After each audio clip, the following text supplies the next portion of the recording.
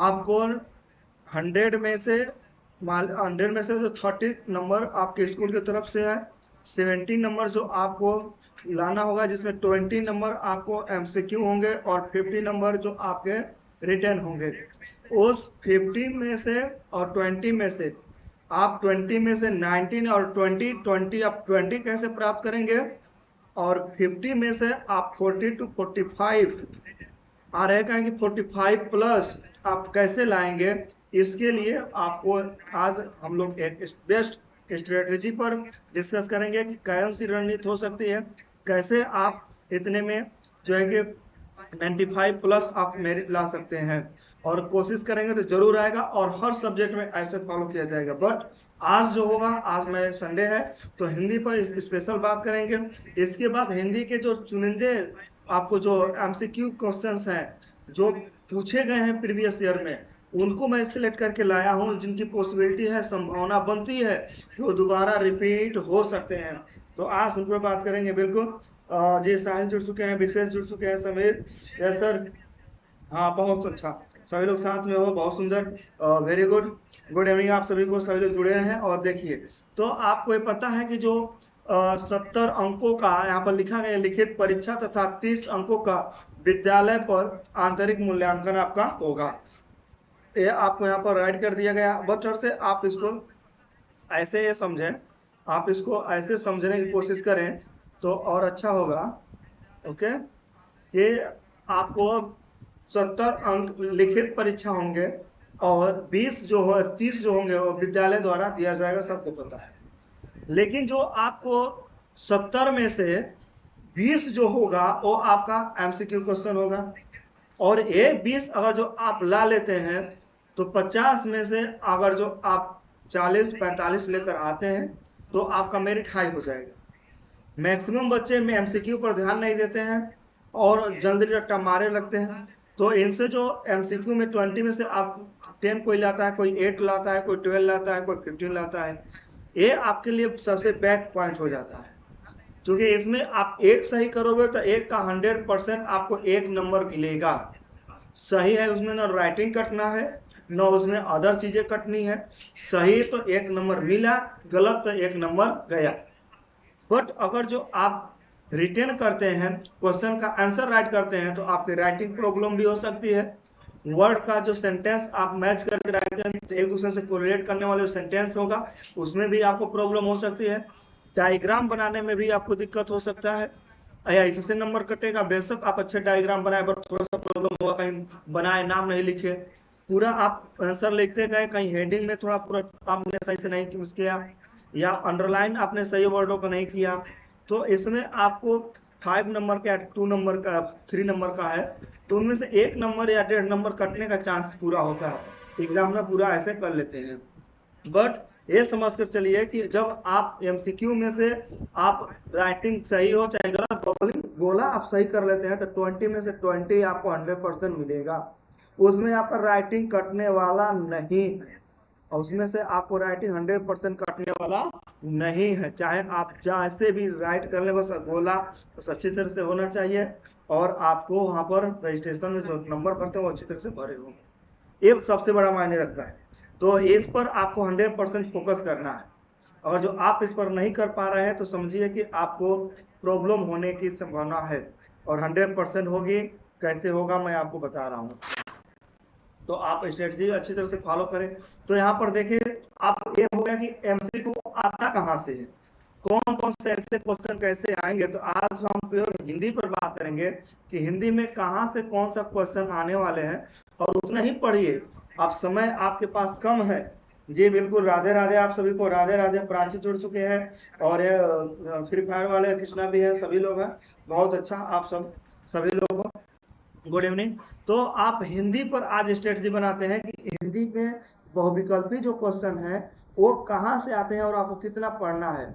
आपने question bank ले लिए हो, बुक ले लिए हो, इसके बाद भी पढ़ते हो, फिर समझ में नहीं आता है कि कहाँ से पढ़ें, कितना याद करें, किसमें से याद करें, कौन क्वेश्चन आएगा नहीं आएगा, पूरा रट्टा मारे पढ़ते हो बाबू। बहुत ज्यादा याद करके भी बच्चे बहुत कम नंबर लाते हैं, और थोड़ा सा कोई पढ़ करके याद करके बहुत ज्यादा नंबर ला लेता है, और मतलब जितना मेरिट होता है उसके आसपास के बच्चों से ज्यादा नंबर लेकर आता है। तो ये सबसे बड़ी स्ट्रेटजी का कमाल होता है। अगर जो आप अच्छे स्ट्रेटजी से तैयारी करोगे तो बेशक आपको अच्छे नंबर आएंगे। आप ये समझिए कि आपको पढ़ना कितना है, याद कितना करना है, कौन सा सिलेबस, कहाँ कहाँ से चैप्टर से आपको पढ़ना है, किस चैप्टर से कितना नंबर आने वाला है, ये आपको समझना है। और जो आप ये समझ करके तैयारी करोगे तो बेहतर तरीके से आप करोगे और आपके नंबर 100% उठेंगे।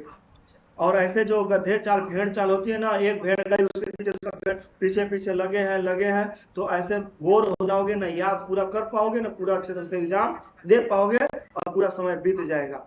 आपका सितंबर खत्म होने वाला है, अक्टूबर आने वाला है। अक्टूबर पूरा महीना है, नवंबर है, दिसंबर, जनवरी, 4 महीने का समय है आपके।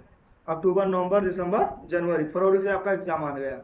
अब इस 4 महीने में आप सब विषयों को अच्छी तरह से आपको तैयार करना है। तो अगर जो अभी से स्ट्रेटेजी अच्छी तरह से नहीं फॉलो करोगे और सीरियस नहीं रहोगे, तो 100% बता रहा हूं कि आप 1 महीने में तैयारी नहीं कर पाओगे।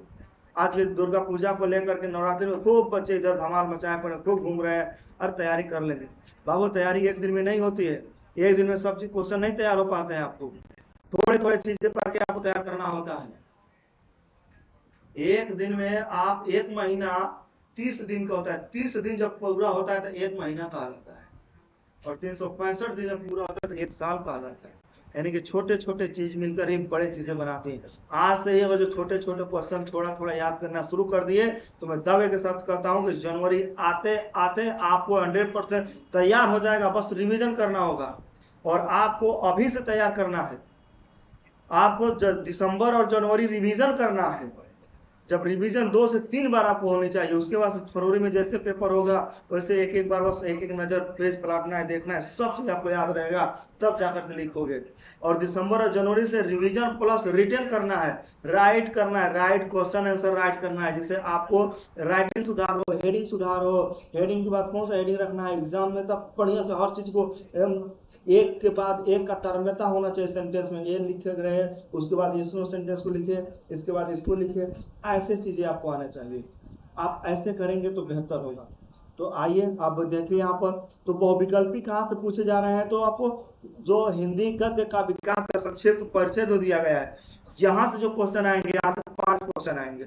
तो आपको ऐसा ही इंपोर्टेंट क्वेश्चन 15 लगाना है, 5 की जगह आपको 15 लगा लेना है, जो बार बार रिपीट हो रहे होंगे। और मैं यहाँ पर मैं 15 कर रहा हूँ, लेकिन मैं बता रहा हूँ आपको 60 से ज्यादा मैं क्वेश्चन इस पर कराऊंगा।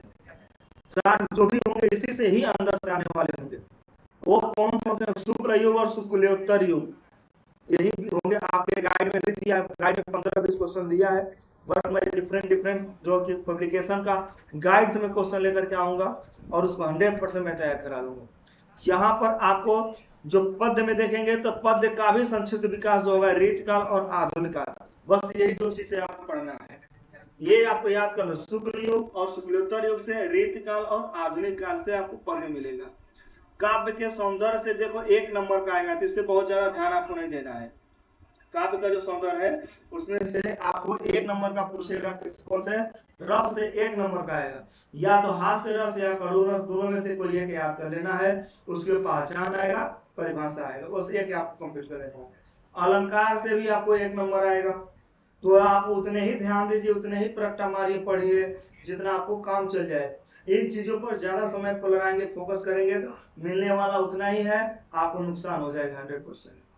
तो आप ऐसे करिए, ये मैं बहुविकल्प की बात कर रहा हूँ।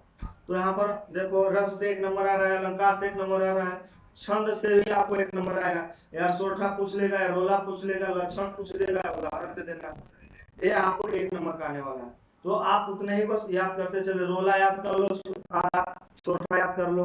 आप अलंकार में आप या उपमा रूपक या उत्प्रेक्षा का कोई तीनों में से 2 को याद कर लीजिए, दोनों का एग्जाम्पल याद कर लीजिए। हास्य रस या कड़ू रस दोनों को याद कर लीजिए, और उसका एक एक उदाहरण याद कर लीजिए, बस। इससे ज्यादा आपको करुण रस के बाद, हास्य रस के बाद आपको वीर रस, विभक्स रस, वात्सल्य रस, आप इसको कुछ को नहीं आपको देखना है, वो आपके काम के नहीं है, ये आप समझ लीजिए, वो आपके काम के नहीं है। आप यहाँ पर उपसर्ग से आपको 4 क्वेश्चन आएगा। उपसर्ग में आप जानते होंगे, प्रत्यय भी जानते हैं, उपसर्ग से एक जो आपको एक नंबर का उपसर्ग से, एक नंबर प्रत्यय से, एक नंबर समास से और एक नंबर आपका तद्भव तस्मक पर्यायवाची से आने वाले हैं। तो आप इनको क्या करें, उतने ही याद कर ले जो आप प्रीवियस ईयर में क्वेश्चन आए हुए हैं, बस उन्हीं को आपको रिवीजन करना है, इससे ज्यादा आपको नहीं पढ़ना, क्योंकि वही बार बार रिपीट होते हैं। संस्कृत से आपको 3 क्वेश्चन आएंगे, जो 3 क्वेश्चन आएंगे। संधि से 1 क्वेश्चन आएगा, जो आपका शब्द रूप विभक्तियों से 1 नंबर का आएगा, 1 क्वेश्चन आएगा। धातु रूप भी 1 नंबर का आएगा 1 क्वेश्चन। तो आप जो प्रीवियस ईयर में क्वेश्चन आए हुए हैं उन्हीं को रिवीजन करके आप पढ़ ले, ज्यादा रटिफिकेशन की जरूरत नहीं है, क्योंकि आपको इसमें ज्यादा समय देंगे। एक क्वेश्चन पूछेगा। संधि में आपको कौन सा याद करना है, तो आपको यण संधि याद कर लेना है। यण संधि से अलावा आपको दीर्घ संधि और उसमें वृद्धि संधि भी देख लेंगे तो अच्छी बात है।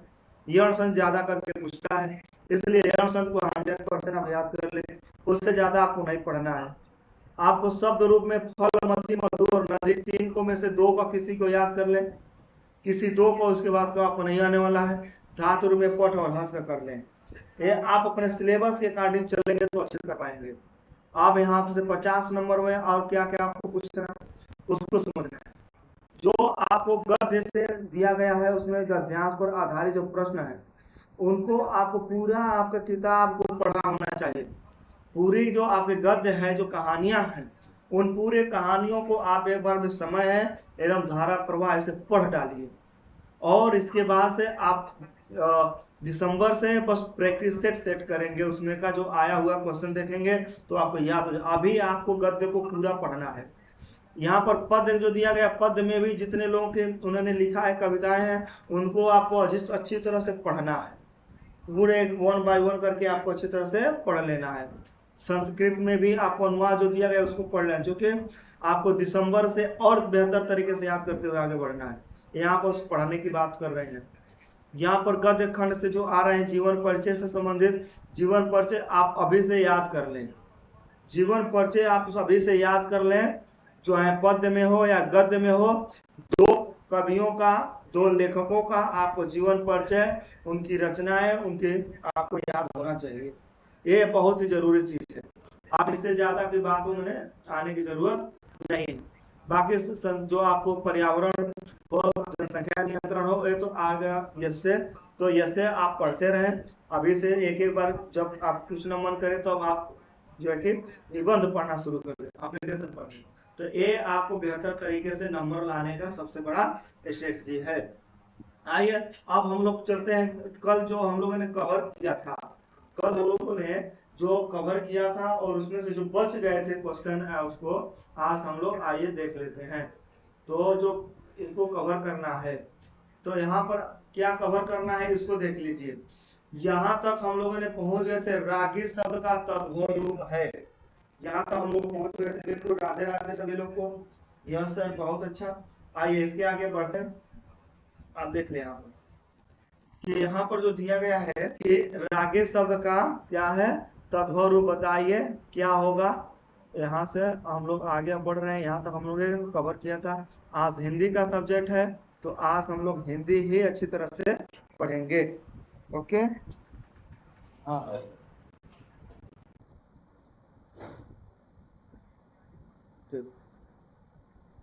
तो आज हिंदी को अच्छी तरह से पढ़ते हुए जो बचा हुआ कल का था कवर कर लेंगे, और लास्ट में जो बचा था एसएसटी, 2 सब्जेक्ट हम लोग का अभी पेंडिंग में रहा, एसएसटी और हिंदी, उसको पढ़ लेंगे।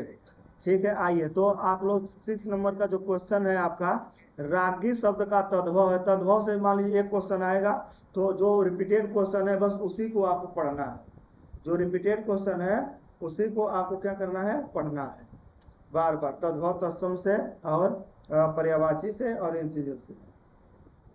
चलिए तो आप जल्दी बताएं, जल्दी बताते चलिए। यहाँ का 6 नंबर का आपको कमेंट करिए जिसका कौन सा सही होगा। रागी शब्द का तद्भव होगा, रानी होगा, बादी होगा, दासी होगा या रागनी होगा, क्या होगा।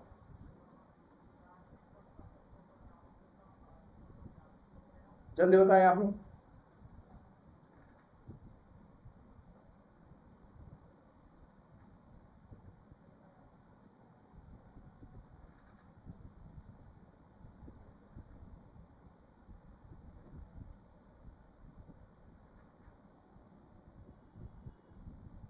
जी, आइए आगे चलते हैं। तो यहाँ पर देख रहे हैं जो रानी होगा, रागे शब्द का तत्भव जो आप देख रहे हैं तो रानी होगा। रानी जो आप संस्कृत शब्द तत्सम रूप है, जिसका अर्थ होता है आपका, जिसका यहाँ पर अर्थ आपको होता है राजा का पत्नी। राजा का पत्नी को क्या बोलोगे? रागी बोलोगे। रागी, रागी मतलब या महारानी भी बोला जाएगा। इसका विकसित रूप तद्भव से हुआ है, रानी शब्द बन गया। बांदी और दादी जो दासी सेवक वर्ग के दर्शाते हैं। जो बांदी है इसको साथ में ये पढ़ लीजिए, और दासी जो शब्द आपको दिया गया है ये आपको सेवक वर्ग को दर्शाता है। जबकि जो रागिनी शब्द है, कौन सा रागिनी शब्द है, ये संगीत से संबंधित है। किस संबंधित है? संगीत से संबंधित है। आइए 7 नंबर का है, मृतिका शब्द का तद्भव रूप है। मृतिका, मृतिका का जल्दी बताएं आप लोग, मृतिका का शब्द का तद्भव रूप कौन होगा? भूमि होगा, मुख्य होगा, मिट्टी होगा या मित्र होगा? जल्दी मुझे 7 नंबर का आप लोग आंसर जल्दी कमेंट करें, फिर मैं आगे बढ़ूं। तो यहाँ प्रिंसी 7 का बता रही है सी, मिट्टी है। बहुत अच्छा, प्रिंसी का पहला क्वेश्चन का आपने आंसर पहले दिया। और यहाँ पर यज्ञ वाला भाई अभी बता रहे हैं सी, इनका भी आंसर सी है। मृतिका शब्द का जो तद्भव होगा तो सी बता रहे हैं। आगे मैं चलूं जी, आइए। तो जी बिल्कुल, जिन लोगों ने सी लगाया उनका सबका सही है। यहाँ पर सबका सही है, मिट्टी होगा। क्या होगा? मृतिका का जो तद्भव आप देख रहे हैं तो क्या होगा? मिट्टी होगा। मृतिका संस्कृत शब्द तत्सम शब्द है। मृतिका संस्कृत का कौन सा शब्द है? तत्सम शब्द है। इसको उच्चारणता और साधारणता के लिए मिट्टी, मृतिका को मिट्टी रूप प्रचलित हो गया। जो तद्भव है हो गया, इतना दिया गया। अब आ जाइए सुहाग। सुहाग शब्द का तत्सम होगा। सुहाग जो शब्द है, सुहाग इसका कई बार कहेंगे तो पति के लिए, वर्ग के लिए और भी अलग अलग जगहों में यूज होता है अलग से। बट यहाँ सुहाग शब्द जो है कि तद्भव है, तो इसका तत्सम रूप कौन सा होगा? जल्दी बताएं। हाँ 8 नंबर का जल्दी बताएं। साउथ इंडियन सी बताएं। बहुत अच्छा, बहुत अच्छा। आ जाइए सभी लोग, जल्दी कमेंट करते रहिए, आगे बढ़े। तो आप 8 नंबर का मुझे जल्दी बताएं, 8 नंबर का। हाँ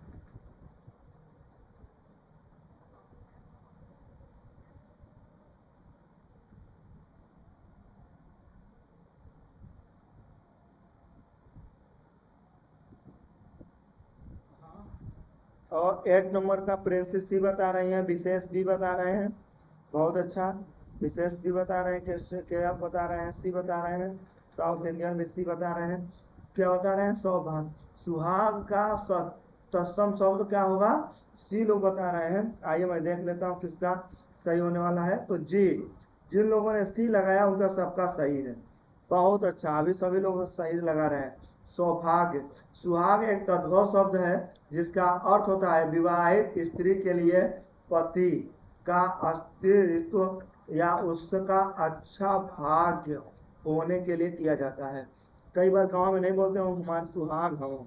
सुहाग या पति के लिए होता है, विवाहित स्त्री जो होती है अपने पति का अस्तित्व या उसका अच्छा भाग होने को बताते हैं। इसका जो मूल संस्कृत शब्द होता है वो सौभाग्य होता है। क्या होता है? सौभाग्य होता है। सौभाग्य, सुहाग से सुहाग ऐसे बिगड़ता हुआ रूप, जो आप तद्भव होता है वो संस्कृत का बिगड़ा हुआ रूप होता है। क्या होता है? बिगड़ा हुआ रूप होता है, इसी को होता है। स्वामी का अर्थ पति या मालिक होता है। स्वामी का अर्थ क्या होता है? पति या मालिक होता है। और दुर्भाग्य जो होता है, आप यहाँ बात कर रहे हैं, दुर्भाग्य इसका विलोम होता है। क्या है? दुर्भाग्य इसका विलोम होता है। क्यों? और सुहागा एक खनिज पदार्थ है। देख लीजिए आप यहाँ से कितना कितना आपको कवर हो गया, दोनों आप यहीं से समझ लीजिए, नहीं तो आप बाद में दिक्कत हो जाएगा। क्या है? देखिए, जो दुर्भाग्य होता है, सौभाग्य, सौभाग्य का विलोम क्या हो जाएगा? दुर्भाग्य हो जाएगा। और सुहाग और सुहागा में अंतर है।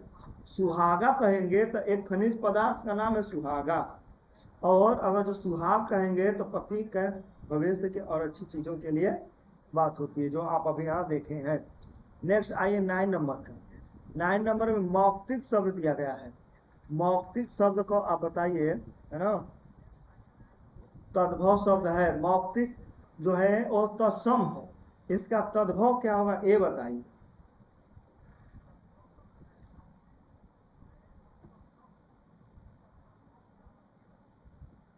जल्दी बताइए। 9 नंबर, 9 नंबर का आंसर है, प्रिंसी बता रही है बी। आंसर बता रही है बी, मौखिक शब्द का तत्सम बता रही है बी, मोती। आइए, और बाकी लोग अभी तक नहीं आंसर दिए, चलते हैं आगे। तो देख लीजिए यहाँ पर मोती सही है, बी सही आंसर है, इसका बी आंसर सही है। क्या है? मोती। यहाँ पर मौखिक जो होता है संस्कृत का तत्सम शब्द, कौन सा है? तत्सम शब्द है, और इसका अर्थ मोती होता है। मोती जो सीप में पाया जाता है, कहाँ पाया जाता है मोती? उसको कहते हैं जो सीप में पाया जाता है, जो तालाबों में मिलती है। बिल्कुल भी सही है, बहुत अच्छा। हिंदी इसका तत्व मोती होता है। आ जाते हैं मयूर। जो है मित्र शब्द दिया है, मित्र का तत्सम मित्र होता है। मित्र जो है आप यहाँ पर राइट किया गया है, ये भी राइट कर लीजिए साथ साथ। चलते हैं, सब ये रिपीटेड क्वेश्चन है, फिर पॉसिबिलिटी शब्द यहाँ 100% आ सकते हैं, इनका राइट कर लीजिए। जो मीत होता है यह इसका तत्समित्र होता है, और जो मयूर है, मयूर का जो तद्भव होता है वो मोर होता है। जो हम लोग मोर बोलते हैं उसका तत्सम मयूर होगा, और जो मित्र बोलते हैं उसका तत्सम मित्र आपका होगा।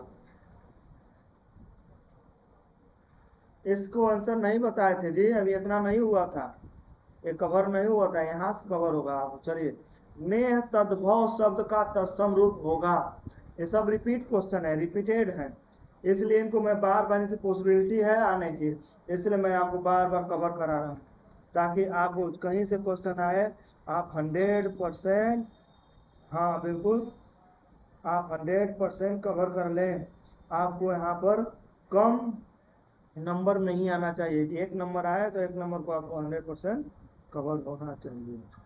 हाँ, चलिए, तो प्रिंस यहाँ पर सी बता रहे हैं, नेहा का तद्भव शब्द तत्सम रूप होगा। नेहा जो तद्भव है इसका तत्सम क्या होगा? तो प्रिंसी सी बताए हैं, साउथ इंडियन भी बता रहे हैं आपका सी।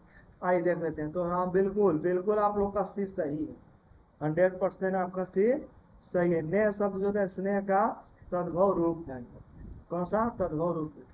यहाँ पर जो स्नेह संस्कृत सम है, आप और चिन्ह बताएंगे। आइए, अब पर्यावाची से देख लेते हैं। किससे? पर्यावाची से पढ़ लेते हैं। सुचिपति, सूरपति, पुरंदर, देवेंद्र आदि कहलाते हैं। उपसर्ग है, प्रत्यय है, विलोम है या पर्यावाची है। जो ये नाम आप देख रहे हैं ये रिपीट क्वेश्चन है, कई बार बोर्ड में आया हुआ है, और जो आप इसको अच्छी तरह से नहीं पढ़ पाएंगे, नहीं समझ पाएंगे, तो हमेशा गलत करके ही आएंगे। इसलिए आप अच्छी तरह से पढ़ें। क्वेश्चन क्वेश्चन यह है कि सूचीपति, सूरपति, पुरंदर, देवेंद्र आदि यह उपसर्ग के लिए यूज होता है, प्रत्येक के लिए, विलोम के लिए या पर्यायवाची के लिए। तो जल्दी आंसर बताएं। यहाँ प्रिंसी आंसर डी बता रही हैं, बाकी लोग अभी पीछे हैं। आइए, तो अब देख लेते हैं।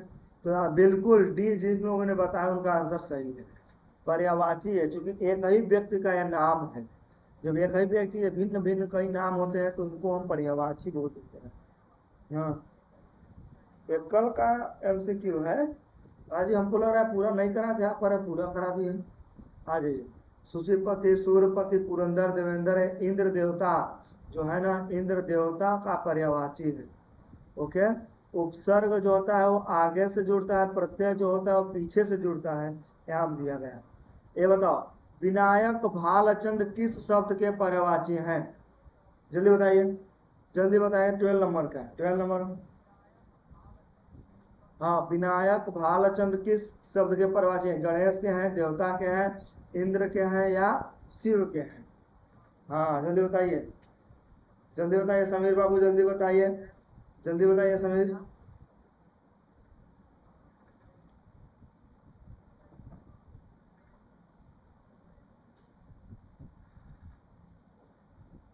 तो यहाँ समीर बता रहे हैं बी, प्रिंसी बता रही है ए, और समीर भी बता रहे हैं सी। सी सी बता रहे हैं, ए का लगा रहे हो जी? आइए, तो देख लेते हैं। यहाँ पर ए सही होगा, गणेश। आप गणेश का नाम सुने होंगे, इन्हीं को क्या बोला जाता है? विनायक, कृष्ण विनायक नमो नमः, सुनते हो ना? तो यही है भालचंद, इसी का नाम, इन्हीं का नाम है भालचंद। और विनायक गणेश का, ये गणेश के नाम है इसलिए इनका क्या हो गया, आपका पर्यायवाची हो गया विनायक शब्द। विनायक, विनायक का अर्थ जो होता है वो विशेष अर्थों में कहा जाए तो यह आपका विशेष नायक की बात होती है। विनायक मतलब जो विशेष नायक, जो हीरो है, यानी जो किसी के अधीनस्थ न हो।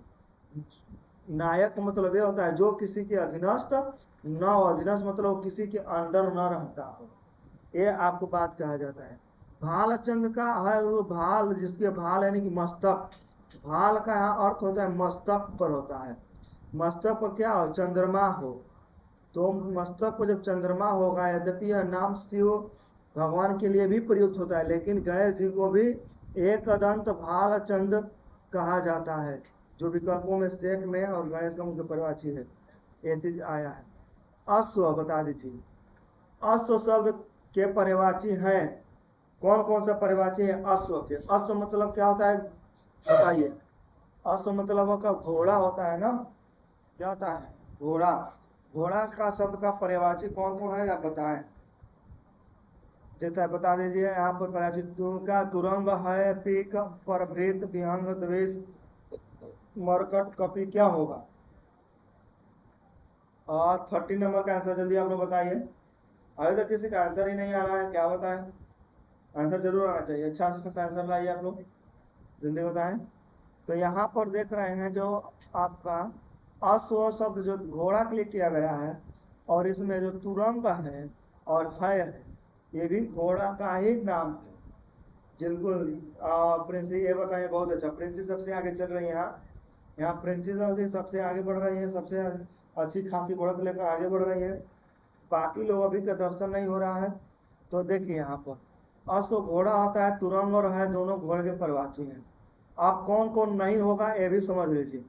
पीक और परभृत जो होता है, राइट कर लीजिए, एक कोयल का पर्यायवाची है। ये सब पूछे गए क्वेश्चन है, ट्रेंडिंग क्वेश्चन है, और इनके में से कोई भी आने की संभावना है, 100% मैं बता रहा हूँ। और जो आप नहीं राइट करोगे, नहीं याद करोगे, तो आप एग्जाम में परेशान हो जाओगे और गलती करके आओगे, इसलिए यहाँ पर कंप्लीट कर लें।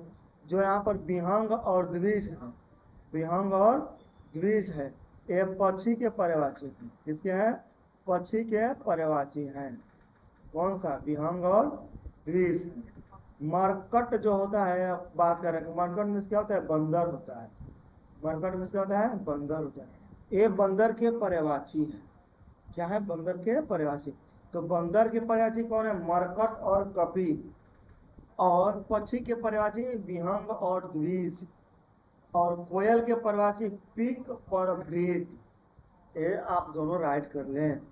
नेक्स्ट क्वेश्चन आप आ जाते हैं। अब हम लोग आ जाते हैं एसएसटी से। कल का जो क्वेश्चन कंप्लीट नहीं हुआ था, तो हम लोग एसएसटी में आपको कंप्लीट करा दे चुके। अब नेक्स्ट डे फिर से सोमवार से आपका चलेगा साइंस और अदर चीजें आने वाली हैं, तो अब ऐसे पूरे स्ट्रेटजी के साथ कवर कराया जाएगा। कल आपका मैथ कोर्स चलेगा लाइव, कल मैथ चलेगा, मैथ से लिए आप जुड़ जाइए, और उसमें त्रिकोणमिति के क्वेश्चन कराए जाएंगे। त्रिकोणमिति को बेसिक से लेकर स्टैंडर्ड लेवल तक आपका क्लास चलेगा, क्योंकि सब चीज सेटिंग हो गया है। आज बच्चे आए थे, बहुत अच्छा, बहुत खुशी है कि वे लोग सब कुछ अच्छी तरह से सेट कर दिए हैं। ओके, तो आ जाइए। जो 16 नंबर आप यहाँ देख रहे हैं, संविधान की 8वीं अनुसूची में कितनी भाषाओं को मान्यता दी गई है। In the 8th scheduled of the constitution how many language are recognised. तो संविधान का जो 8वीं अनुसूची है, उसमें जो भाषाओं को, कितने भाषाओं को मान्यता दी गई कि आप देश के अंदर, पूरे भारत में इन भाषाओं में घूम सकते हैं, बात कर सकते हैं, कुछ भी पत्र लेटर भी आदान प्रदान कर सकते हैं। इस भाषाओं को मान्यता दिया गया है। सरकारी जो एग्जाम होंगे सेंट्रल लेवल पर, इन 22 भाषाओं में होंगे, ऐसे दिया गया है। तो आपका, आप बताइए, हाँ ऑप्शन मिल गया, कितनी भाषाओं को मान्यता दिया गया है, जल्दी बताएं।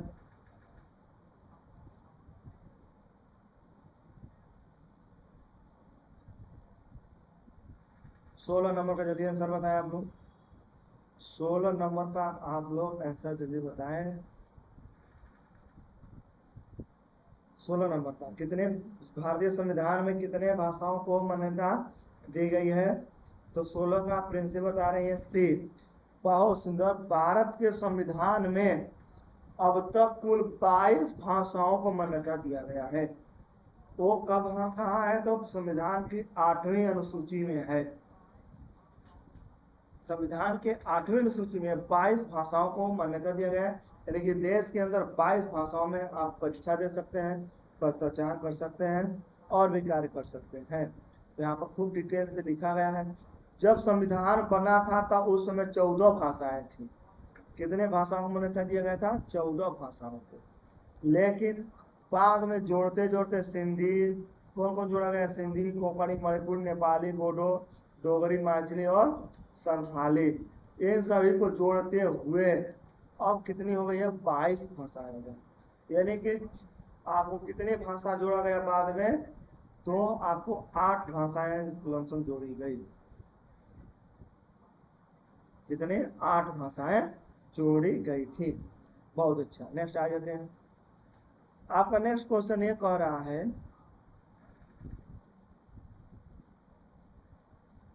नेक्स्ट क्वेश्चन ये कह रहा है कि संविधान में उल्लिखित 3 अनुसूचियों में से निम्नलिखित में से कौन सा विषय समवर्ती सूची में शामिल है? आप पढ़ेंगे जब सिविक्स पॉलिटिक्स तो इसमें सब बताया गया है कि अनुसूचियां कितने हैं, कौन कौन से अनुसूचियों का कौन कौन से काम है, यहाँ पर ये चीजें हैं। तो जो समवर्ती एक होती है राज्य सूची और होता है केंद्र सूची। राज्य सूची का मतलब होता है जिस पर राज्य अपना कानून बनाएगा तो उसको रखेगा राज्य सूची के अंदर। केंद्र अपनी कानून बनाएगा तो वो अपना रखेगा केंद्र सूची के अंदर। केंद्र मतलब यहाँ मोदी सरकार है, जो प्रधानमंत्री होते हैं, राष्ट्रपति होते हैं, उनका सरकार चलता है। और जो समवर्ती सूची है इसमें वे चीजें हैं जो थोड़ा राज्य भी बना लेगा कानून और केंद्र भी बनाएगा। दोनों को जब आवश्यकता पड़ेगी तब दोनों पर काम करेंगे। लेकिन जब जहां दोनों लड़ेंगे, केंद्र कहेगा ये बनना चाहिए, राज्य कहेगा ये बनना चाहिए, तब वहां पर जब लड़ाई होगा तो सबसे पावरफुल यहाँ पर कौन है? केंद्र है। इसलिए यहाँ पर केंद्र की बात मानी जाएगी। तो यहाँ पर 16-17 नंबर का ये बता रहे हैं फ्रेंड से। तो जो शिक्षा है, एजुकेशन है, वो आपका समवर्ती सूची में आता है। समवर्ती सूची का मतलब यह होगा कि शिक्षा के लिए योगदान राज्य सरकार भी देगा और केंद्र सरकार भी देगा। स्कॉलरशिप भी देगा बच्चों को फ्री में पढ़ाने के लिए और मिड डे मील के लिए, सब चीजों के लिए जो देने की बात हो रही है वो कौन देगा? दोनों मिल करके देंगे।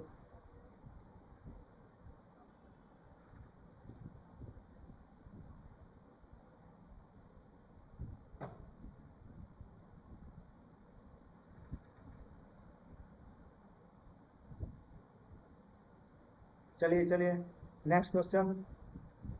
यही सब बताया गया है कि शिक्षा मूल, हाँ जी इसका मैसेज आ रहा है। यहाँ पर राइट किया गया शिक्षा मूल रूप से राज्य सूची में था, लेकिन 42वें संविधान संशोधन द्वारा उसे कहाँ कर दिया गया? यहाँ पर ये सबसे बड़ी चीज है। याद नहीं कर लो, राइट भी कर लो, याद भी कर लो। हाँ बिल्कुल। Good evening, good evening. कल की क्लास जो थोड़ा छूटा हुआ था, कंप्लीट नहीं हुआ था, उसको कंप्लीट कराया जा रहा है। ये अभिषेक लग रहा है कि मुन्ना ये इंटरनेशनल वाला है कहा जी? ऐसा हुआ यही है। ओहो बहुत सुंदर, वेरी गुड, बहुत सुंदर। वेलकम वेलकम बाबू, वेलकम। देख लीजिए तो यहाँ पर आपको इंग्लिश में भी राइट किया गया है, आप इंग्लिश में आप कंप्लीट कर लें। और स्पेशल कहिए तो आप लोग के लिए भी सेशन स्टार्ट किया गया है कि मैं आपको ऐसे नहीं टीचिंग कर पा रहा हूँ तो इस माध्यम से आप तक मेरी बात पहुँच जाए। सब चीज़ें इंग्लिश और हिंदी दोनों चीज़ों में जो आपको बेस्ट लगे उसमें आप अच्छी तरह से समझ लें। तो यहाँ पर देख लीजिए जो कंकरेंट लिस्ट है उसमें जो एजुकेशन लिखा गया कि education was move from the state list to the current जो concurrent list by the 42 amendment 1976। यानी कि 1976 में जो कंकरेंट लिस्ट में इसको रख दिया गया, उसके पहले कहाँ था? तो स्टेट लिस्ट में था। किसमें था? स्टेट लिस्ट में था। 1976 से पहले एक इसमें था तो स्टेट लिस्ट में था, लेकिन 42 कॉन्स्टिट्यूशन अमेंडमेंट के माध्यम से इसे कब 1976 में कंकरेंट लिस्ट में रख दिया गया। ओके, यहाँ पर आ जाते हैं नेक्स्ट क्वेश्चन। नेक्स्ट क्वेश्चन यहाँ कह रहा है कि currently how many union territories are there in the Indian union, यानी कि प्रेजेंट टाइम में भारतीय संघ में कुल कितने केंद्र शासित प्रदेश हैं। हाउ मैनी यूनियन, यूटी जिसको बोलते हैं, UT are there in the Indian union. आप बताएं जल्दी, आप लोग 18 नंबर का आंसर जल्दी दें। बहुत सुंदर। अब आ गया अभिषेक। अब अभिषेक को पीछे करना पॉसिबल है, इम्पॉसिबल भी है, पॉसिबल भी है, क्योंकि बहुत होनहार मुन्ना है। आप लोग प्रिंसी, प्राची, क्रिस्टी और अभिषेक तिवारी सभी लोग रेडी हो जाओ। ये मुन्ना आ गया इंटरनेशनल का अभिषेक, बहुत ही खतरनाक है, धुरंधर है, आगे नहीं बढ़ने देगा।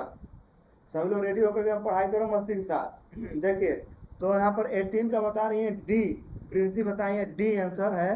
ठीक कितना है 8 इस समय। यूटी कितने हैं 8, प्रिंसी बता रहे हैं। अभिषेक का आंसर नहीं आया, बाकी सबका भी आंसर नहीं आया, मैं देख रहा हूँ आगे। चलिए तो आगे बढ़ते हैं। बिल्कुल बिल्कुल सही, बहुत अच्छा। 8 यूटी है, 8 केंद्र शासित प्रदेश हैं अभी प्रेजेंट टाइम में इंडिया में। आइए कैसे हैं आप देख रहे हैं, यहाँ पर एक्सप्लेनेशन अच्छी तरह से आपको दिया गया है। क्या दिया गया है कि जनवरी 2020 में दादरा और नगर हवेली तथा दमन और दीव के विलयन के बाद भारतीय संघ में 28 स्टेट एंड जो है कि 8 यूटी केंद्र शासित प्रदेश हैं। और 8 केंद्र शासित प्रदेश में कौन कौन से हैं, इनका नाम आप राइट कर लें, 100% नाम राइट कर लें। जो अंडमान निकोबार द्वीप समूह एक साथ आप यहाँ लर्न कर लें या राइट कर लें। चंडीगढ़ आप यहाँ पर दे रहा है। इसके बाद से आपको दादर नगर हवेली आपको मिल गया। इसके बाद से दमन दीव आपको मिल गया, कौन सा, दमन और दीव। इसके बाद दिल्ली, दिल्ली के बाद आपको जम्मू जम्मू और कश्मीर एक साथ। ओके, बाद से आपको लद्दाख, देख लो पहले जम्मू कश्मीर लद्दाख एक ही में था, लेकिन अब लद्दाख अलग हो गया है। और लक्षद्वीप, लक्षद्वीप के बाद से आपको पुडुचेरी जिसको बोलते हैं। 8 आप में दिए गए हैं, आप यहाँ नीचे भी इंग्लिश में राइट किया गया, आप लोग राइट कर सकते हो। ओके, हाँ सो गए होंगे, कोई बात नहीं, जो लोग पढ़ेंगे सो सीखेंगे जानेंगे। हमारा काम है अपना काम करना, पढ़ाना। बाकी लोग को तो अलग है, बाद में जब नंबर कम आएंगे तो वही कहेंगे सर पढ़ा दे करे यार, पढ़ लिए होते तो आ गया होता। ऐसे बाल नोचेंगे, हम हाथ मिसेंगे। जैसे आज टेस्ट हुआ, आज हमारे यहाँ टेस्ट हुआ, मैं उसको दिखाऊंगा। टेस्ट जो टेस्ट हुआ था उसका सेट, तो इसमें जो पढ़ कर आया था तो लिख रहा था, जो नहीं पढ़ कर आया था यही करता, अरे सर बताए नहीं यहाँ से आएगा, सर बताए नहीं आएगा। बदमाश, अब टेस्ट देने आ रहे हो तो तैयारी करके आप आओगे कि ऐसे आओगे बस एक जीवन परिचय याद करके और कहोगे हम टेस्ट देने जा रहे हैं। तो यही हाल होगा, जो पहले से पढ़ेगा तैयारी करेगा वही सी को तैयार रहेगा, बाकी लोगों का कहाँ तैयार होने वाला है। नेक्स्ट यहाँ पर देख लीजिए, यहाँ पर दिया गया in a federal system of government the division of power take place between, यानी कि संघात्मक शासन प्रणाली में अधिकारों का विभाजन होता है। किस किस में के अंतर्गत अधिकारों का विभाजन होता है, जल्दी आप लोग बताएं। यहाँ पर काजी, यहाँ पर कहाँ चलेगी, 3 ही दिया है, यहाँ पर घ होगा डी, तो यहाँ पर डी,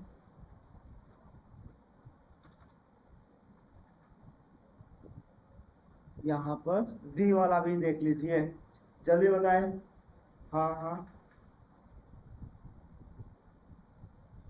हाँ, रिजल्ट आप 90+ लेकर आइए, आपको कोचिंग से 100% आपको गिफ्ट मिलेगा। और आज जो लोग टेस्ट दिए हैं इसका रिजल्ट टुमारो मिलेगा। ओके, आप 19 क्वेश्चन आंसर 19 भी लिख दे। 19 का ए बता रहे हैं, संघ एवं राज्यों के बीच, between the centre and the states, मतलब हाँ इसके विभाजन, जो बंटवारा हो जाता है इसी की विभाजन होता है। शायद आप लोग देख लिए आंसर, मुझे लगता है। हाँ, मूलभूत विशेषता यह है क्या, संघात्मक शासन प्रणाली का मूलभूत विशेषता यह है कि केंद्र और राज्यों के बीच, सरकारों के बीच क्या हो जाता है, पावर का सेपरेशन हो जाता है, बंटवारा हो जाता है। आ जाइए। The which of the following subject is a subject of the union list? कौन सा सब्जेक्ट आपको बताइए है जो संघ सूची का विषय होता है। संघ का मतलब क्या होता है, जो आप यूनियन होता है, यूनियन का मतलब होता है जो सेंटर ऊपर ओनली जो रूल्स है उस पर डिजाइन कर सकता है, मेक कर सकता है, और इनको फोर्स कर सकता है और मेड कर सकता है। कौन कर सकता है, ओनली सेंटर कर सकता है, इसमें स्टेट का और कोई भी इसमें रोल नहीं होगा। तो बताइए किस विषय पर, किस सब्जेक्ट पर ओनली सेंटर रूल्स बना सकता है। डिफेंस है, एग्रीकल्चर है, ट्रेड है, या एजुकेशन है। और 20 नंबर का है पर आंसर प्रिंसी का अभिषेक। आज दोनों लोग कट्टर चल रहे हैं एकदम, दोनों प्रिंसी और अभिषेक दोनों एकदम बराबरी चल रहे हैं, कांटे की लड़ाई है। एक अभिषेक आता है रणजीत पंडित का, वो भी एकदम कांटे का टक्कर रहता है, हालांकि कल हार गया था इसलिए चला गया मुंह नीचे करके, कल हार गया वो प्रिंसी से। ओके, तो आज यहाँ पर सभी लोग ए बता रहे हैं, ए बहुत सुंदर। चलिए देख लेते हैं क्या है ए, बहुत है डिफेंस सेक्टर। कौन सा, डिफेंस। जो यहाँ पर डिफेंस है वो किसके अंतर्गत आएगा, ओनली यूनियन के अंतर्गत। एग्रीकल्चर, ट्रेड, एजुकेशन, ये तो आपके तो किस में आ जाते हैं, कंकरेंट में लिस्ट में आ जाते हैं, ये कंकरेंट में आ जाएंगे। हाँ हाँ, अरे कंपटीशन होगा बाबू, कंपटीशन अभी हो रहा है, अभी इन लोग का एग्जाम चल रहा है सेमेस्टर वालों का, तो उसके बाद हमसे करा रहे हैं कंपटीशन। हाँ बिल्कुल कराएंगे। ओके, आज ये नेक्स्ट क्वेश्चन यहाँ पर देख लीजिए। यहाँ पर है कि what is the voting age in India, Bharat में वोटिंग एज। हाँ, अच्छा तो आपको स्पेशल होगा आपका, आपके यहाँ 10 वालों के हिंदी से और इंग्लिश वालों से आपका स्पेशल आपके यहाँ से कराया जाएगा कंपटीशन। देखते हैं कौन कितना ताकत रखता है, नॉलेज रखता है। Hindi medium plus English medium class 10 का कंपटीशन स्पेशल होगा, और आप उन लोग को हरा देते हो, आप ले जाओगे गेम, और हार जाते हो खुशी होगी। हाँ चलिए, तो यहाँ पर कितना है तो सब लोग बता दोगे, सब डी सब लोग बता रहे हैं 18 ईयर्स। हाँ सही है। तो ये कब से है, कब से है ये एक्सप्लेनेशन समझ लीजिए, क्योंकि मैं एक्सप्लेनेशन भी लेकर आया था। The minimum voting age in India 18 years complete, it was reduced from 20 years to 18 years in 61 constitutional amendment 1988। यानी कि इसके पहले 21 साल था, वोट देने का जो राइट था वो 21 ईयर था। जब हमारा इंडिया जब फ्री हुआ, जब फ्री हुए हम लोग, फ्रीडम हम लोग पा गए, जब भारत स्वतंत्र हो गया, तो वोट देने का जो राइट था वो 21 ईयर 21 साल था। लेकिन 61 नंबर का जो अमेंडमेंट, कॉन्स्टिट्यूशन अमेंडमेंट हुआ, संविधान संशोधन हुआ, वो कब हुआ था, 1988 में हुआ, 1988 में हुआ। तब वहां पर घटा करके कम कर दिया गया, और कितना पर ला दिया गया, तो 18 वर्ष कर दिया गया, कि आप लोग तैयार हो जा रहे हैं, पहले समझदार हो गए हैं, पढ़े लिखे गए हैं, अब 18 साल कर दिया गया, तो 18 साल में वोट देने का राइट है। अभी मैक्सिमम कंट्री जो है 16 साल को लगाए हैं, और हमारे यहाँ भी बात चल रही है कि इसको अब घटा करके 16 साल कर देना चाहिए। हालांकि मोदी जी का तो इच्छा था कि कर देना चाहिए, लेकिन थोड़ा दिक्कत उनको फंस गई और उन्होंने टाइम दे दिया, नहीं हुआ। हालांकि मोदी जी का चला होता तो कर दिए होते, और उनका पूरा इच्छा था कि 16 साल कर दें, थोड़ा और वोटवा बढ़ जाएगा। अच्छा, ये नेक्स्ट क्वेश्चन की बात कर लेते हैं यहाँ पर हम लोग। संविधान भारत में कब लागू किया गया, when was the constitution implement in India. ये तो बहुत ही 1 नंबर के क्वेश्चन आ जाएंगे, एसएसटी से ऐसे क्वेश्चन आएंगे, और नहीं बता पाइए रॉन्ग करके चले जाइएगा। और ये सब रिपीटेड क्वेश्चन, सब रिपीटेड क्वेश्चन है, 100% मैं बता रहा हूँ, यही क्वेश्चन है जो रिपीट हुए हैं, और उन्हीं से मैं लेकर के आ रहा हूँ जिनको। तो आप यहाँ पर जल्दी मुझे बता दें आप लोग, क्या है कि संविधान भारत में कब लागू हुआ, 15 अगस्त को लागू हुआ, 14 अगस्त को, 10 दिसंबर को, 26 जनवरी को। जी, तो यहाँ पर बता रहे हैं, प्रिंसी बता रही है, अभिषेक, दोनों लोग अभी हम बराबर चलत हैं।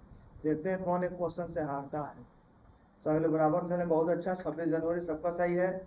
हाँ, गणतंत्र हुआ उसी दिन हम लोग लागू हो गया, बहुत अच्छा। लेकिन संविधान बनकर तैयार कब हुआ था?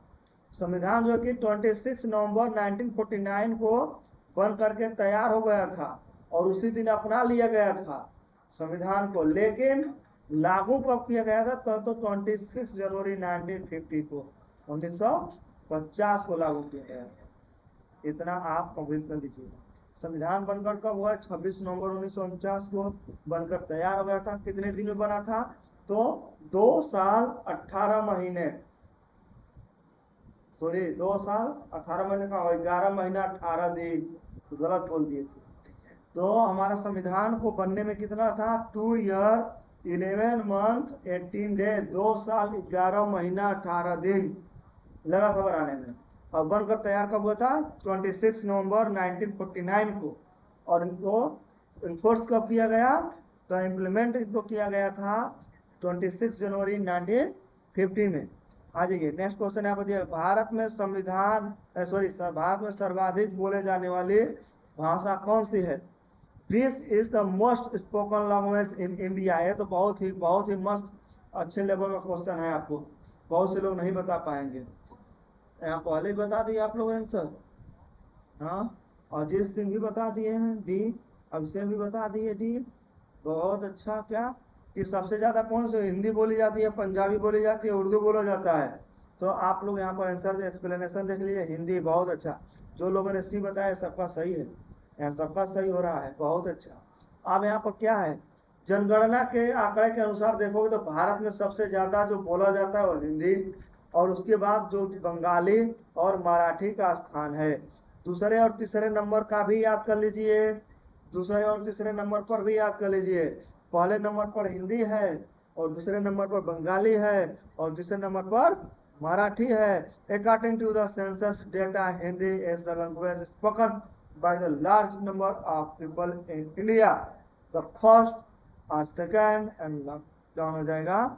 Language, second language. अजय, यहाँ पर नाम दिया गया है कौन कौन सा? नंबर नहीं दिया, मिसप्रिंट हो गया है। ठीक है, जा 24 का आंसर आ जाइए। According to the constitution the official language of India is, संविधान के अनुसार भारत की राजभाषा है। जल्दी बता दीजिए, जल्दी एकदम रिपीटेड क्वेश्चन, 100% मैं गारंटी लेता हूं कि जो आज बता रहा हूं उसमें से आपको 5 क्वेश्चन आना ही आना, 20 में से 5 क्वेश्चन आना ही आना है आज वालों का, क्योंकि सब मैं देख रहा हूँ 4 बार 5 बार 3 बार हमेशा रिपीट हुए हैं, रिपीट हो सकते हैं। तो आप आंसर यहाँ पर 24 का कितने लोग दिए हैं? प्रिंसी ये बता रही है, ये भी हिंदी बता रहे हैं। अच्छा, चलिए अब ये लोग दो बता दिए, आगे बढ़ते हैं। तो यहाँ पर बिल्कुल हिंदी। तो अब ये इसके साथ ये भी देख लो कि कॉन्स्टिट्यूशन में जो आर्टिकल है 343, 143 नहीं 343 जो दिया गया है, उसके अकॉर्डिंग भारत का संघ का जो राजभाषा है वह हिंदी है, और इसकी जो लिपि है वो कौन सा होगी? वह देवनागरी स्क्रिप्ट होगी। स्क्रिप्ट कौन सी होगी? स्क्रिप्ट देवनागरी होगी। और इसके साथ का सरकारी कार्यों में हिंदी और अंग्रेजी दोनों माना जाएगा। किस अकॉर्डिंग? तो 343 आर्टिकल के अकॉर्डिंग। आप 343 भी आप लोग आर्टिकल याद कर लो, फर्स्ट पैरा कहता है, फर्स्ट पैरा कहता है इसका। आ जाइए, निम्नलिखित में से कौन सा विषय राज्य सूची में नहीं है ना? Which of the following subject is not in the state list? राज्य सूची में नहीं है। आप 25 नंबर का आंसर बता, 24 नंबर का सबका सही रहा है।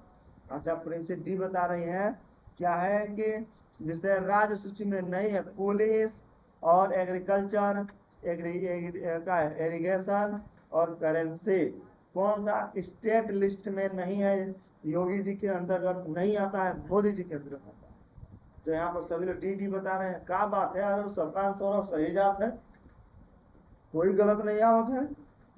तो यहाँ पर करंट जो मुद्रा, पुलिस देखो सब राज्यों की अलग पुलिस होता है, जैसे Uttar Pradesh police, Bihar police, Rajasthan police, सब स्टेट अपना पुलिस रखे हैं। कृषि भी आपको देखोगे तो यहाँ पर कंकरेंट लिस्ट में दोनों लोग सहयोग करते हैं। हालांकि एग्रीकल्चर देखा जाए लैंड वगैरह तो स्टेट लिस्ट में आता है। सिंचाई भी आप देखो दोनों हेल्प करते हैं, बट आपका इसमें जो करेंसी है वो गवर्नमेंट जो कि सेंट्रल गवर्नमेंट डिसाइड करेगी। कौन? सेंट्रल गवर्नमेंट डिसाइड करेगी। इसलिए यहाँ पर देखोगे कि भारत जो आरबीआई के गवर्नर होते हैं उनका सिग्नेचर होता है और होता है, लेकिन 1 रुपए के सिक्का और 2 रुपए के नोट में अंतर होता है, वो अलग बात है। चलिए यहाँ पर हम बात कर लेते हैं। 26 नंबर का आंसर आ जाइए। 26 में दिया है, भारतीय संघ में अवशिष्ट शक्तियां किसको प्राप्त है? In the Indian union who passes the residuary power. यहाँ पर यह है कि वे शक्तियां जो जब कॉन्स्टिट्यूशन बनाया गया उस समय जो सब चीजें था उनको रख दिया गया, लेकिन जो बाद में समय के साथ आते रहेंगे उनको जरूरत पड़ेगी तो उनको किस में रखा जाएगा? स्टेट में रखा जाएगा या सेंट्रल में रखा जाएगा? तो उनके जरूरत के अकॉर्डिंग वो रखा गया। अवशिष्ट शक्ति बताया गया है जो यूनियन का पावर होता है, यूनियन के अकॉर्डिंग यूज किया जाए। जैसे इंटरनेट जब हमारा कंट्री फ्री हुआ तब उसमें इंटरनेट नहीं था, मोबाइल नहीं था, संचालन व्यवस्था इतनी मजबूत नहीं थी, तब उसको किस में रखा जाएगा? तो उसको अवशिष्ट शक्ति में रखा जाएगा, रेसिड्यूअरी रखा जाएगा, तो इनको अवशिष्ट शक्तियां कहा जाएगा। तो इसका आंसर क्या हो जाएगा? राज्य और संघ दोनों में कौन सा? सभी लोग बता रहे हैं बी। हाँ बी, जिनका सही है उनका यूनियन के अंतर्गत बी रहेगा, सबका भी सही है 100%। अब यहाँ पर आर्टिकल भी देख लो। अब इसके बारे में एक्सप्लेनेशन क्या है? एक्सप्लेनेशन यह है कि भारतीय संविधान के कनाडा के मॉडल के अनुसरण करते हुए शक्तियों का संघ केंद्र संख्या और प्रावधान किया जाता है 200 किसमें? 48 के अकॉर्डिंग। ओके, ये आप राइट कर ले, 100% बहुत जरूरी चीजें हैं जीके का। क्या है? हाँ आपसे बिल्कुल बिल्कुल आपने बहुत याद दिया। सॉफ्टवेयर कोडिंग रिकॉर्डिंग वगैरह जो चीजें आ रहे हैं, ऐप वगैरह जो आ रहे हैं, जो गेमिंग वगैरह चीजें आ रही हैं, बिल्कुल हाँ वो अब जो तुम कहते हो ना हैकिंग का काम सीखते हो, वो सब उसी का है। हाँ दिमाग ज्यादा नहीं लगाना, आ जाना। बदमाश हमारा लैपटॉप में हैक कर दिए थे एकदम से।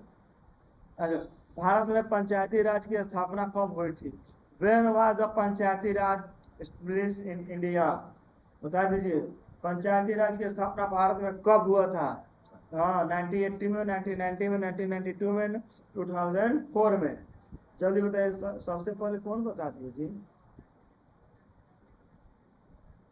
ओके, प्रिंसेस सी बता रही है 27 का, साउथ इंडियन सी बता रहे हैं, ये सही बिल्कुल। और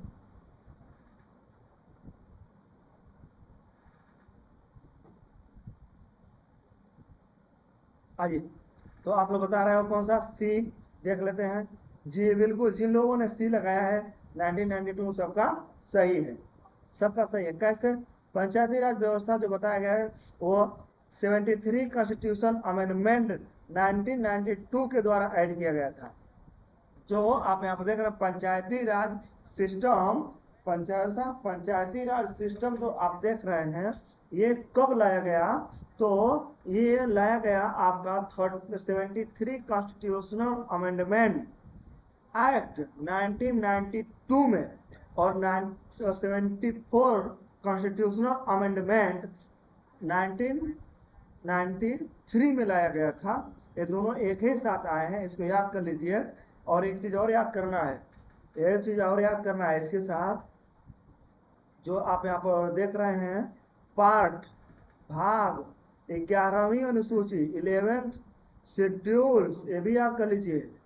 हाँ 11th शेड्यूल जोड़ा गया जिसमें भारत में त्रिस्तरीय पंचायती राज कर दिया गया, यानी कि 3 टेयर सिस्टम लगा दिया गया, 3 टेयर सिस्टम। ये बहुत ही इंपॉर्टेंट चीजें आप रट कर रहे हो, इनमें से कोई एक क्वेश्चन आने की 100% संभावना है, 100% आने की संभावना। हाँ क्रिस्टी कहाँ थी अभी तक जी, पागल बहन का। हाँ तो ये देख लीजिए, 3-4 चीजें आप कवर कर लो। कि सबसे पहले ये याद कर लो जो पंचायती राज सिस्टम है यह कब लाया गया? तो 73 कॉन्स्टिट्यूशनल अमेंडमेंट, भारतीय संविधान संशोधन 1992 में लगाया गया। जिसको 3 टेयर में सिस्टम में लाया गया।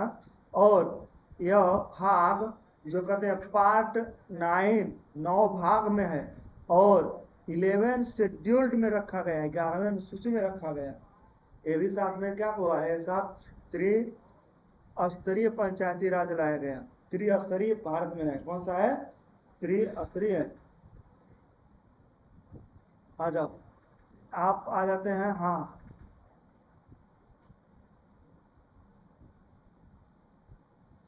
हाँ, what types of language in Hindi, बताइए। हिंदी किस प्रकार की भाषा है, राजभाषा है, क्षेत्रीय भाषा है, अल्पसंख्यकों की भाषा है, या इनमें से कोई नहीं। हिंदी किसकी भाषा है, जल्दी बताएं आप लोग। हाँ, हिंदी राजभाषा, official language, regional language, language of minorities, none of this.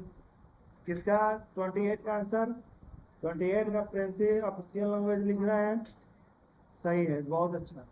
Official language या वन सही है दोनों लोग का, बहुत अच्छा। अभी मैंने आपको बताया था कि आर्टिकल 343 के अंतर्गत हिंदी को भारतीय संघ की राजभाषा, ऑफिशियल लैंग्वेज का दर्जा दिया गया, बट यह आपको नेशनल लैंग्वेज नहीं है। राजभाषा वो भाषा होती है जिसका उपयोग सरकार अपने आधिकारिक कामकाज के लिए करती है, लेकिन सरकार कंप्लीटली अपने आधिकारिक कामकाज हिंदी में नहीं करती है, इंग्लिश में करती है, इसलिए इसको राजभाषा माना जाएगा। राष्ट्रभाषा की चिंता नहीं करनी चाहिए, लेकिन लोग मानते हैं तो मानने दीजिए, अब क्या करेंगे। अब यह क्वेश्चन आपका कंप्लीट हो गया, आपका कंप्लीट एसटी भी कंप्लीट हो गया, हिंदी भी कंप्लीट हो गया। अब बताइए कहाँ चलाया गया।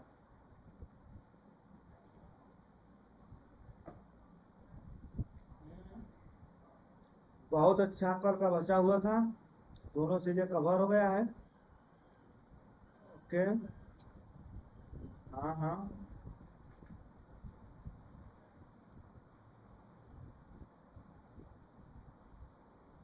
और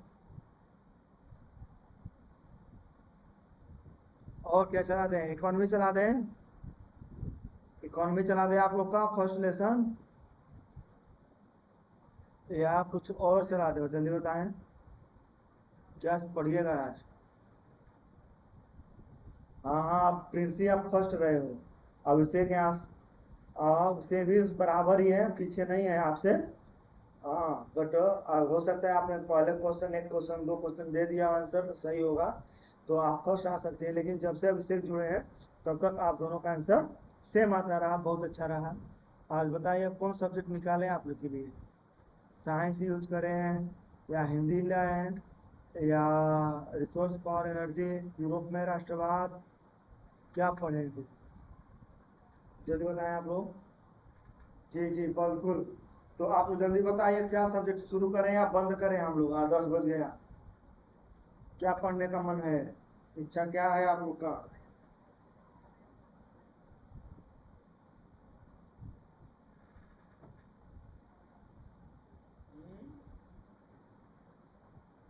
बाय बाय टाटा ना कहो जी, सब्जेक्ट बताओ आप लोग।